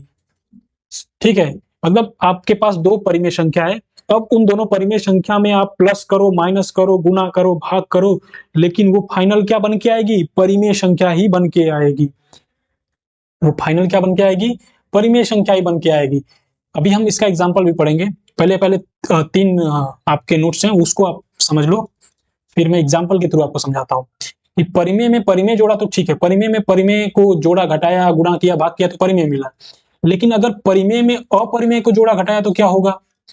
परिमेय संख्या में प्लस माइनस गुणा या भाग किया अपरिमेय संख्या को, तो इस केस में क्या मिलेगा? और एक केस है आपका कि अपरिमेय संख्या है,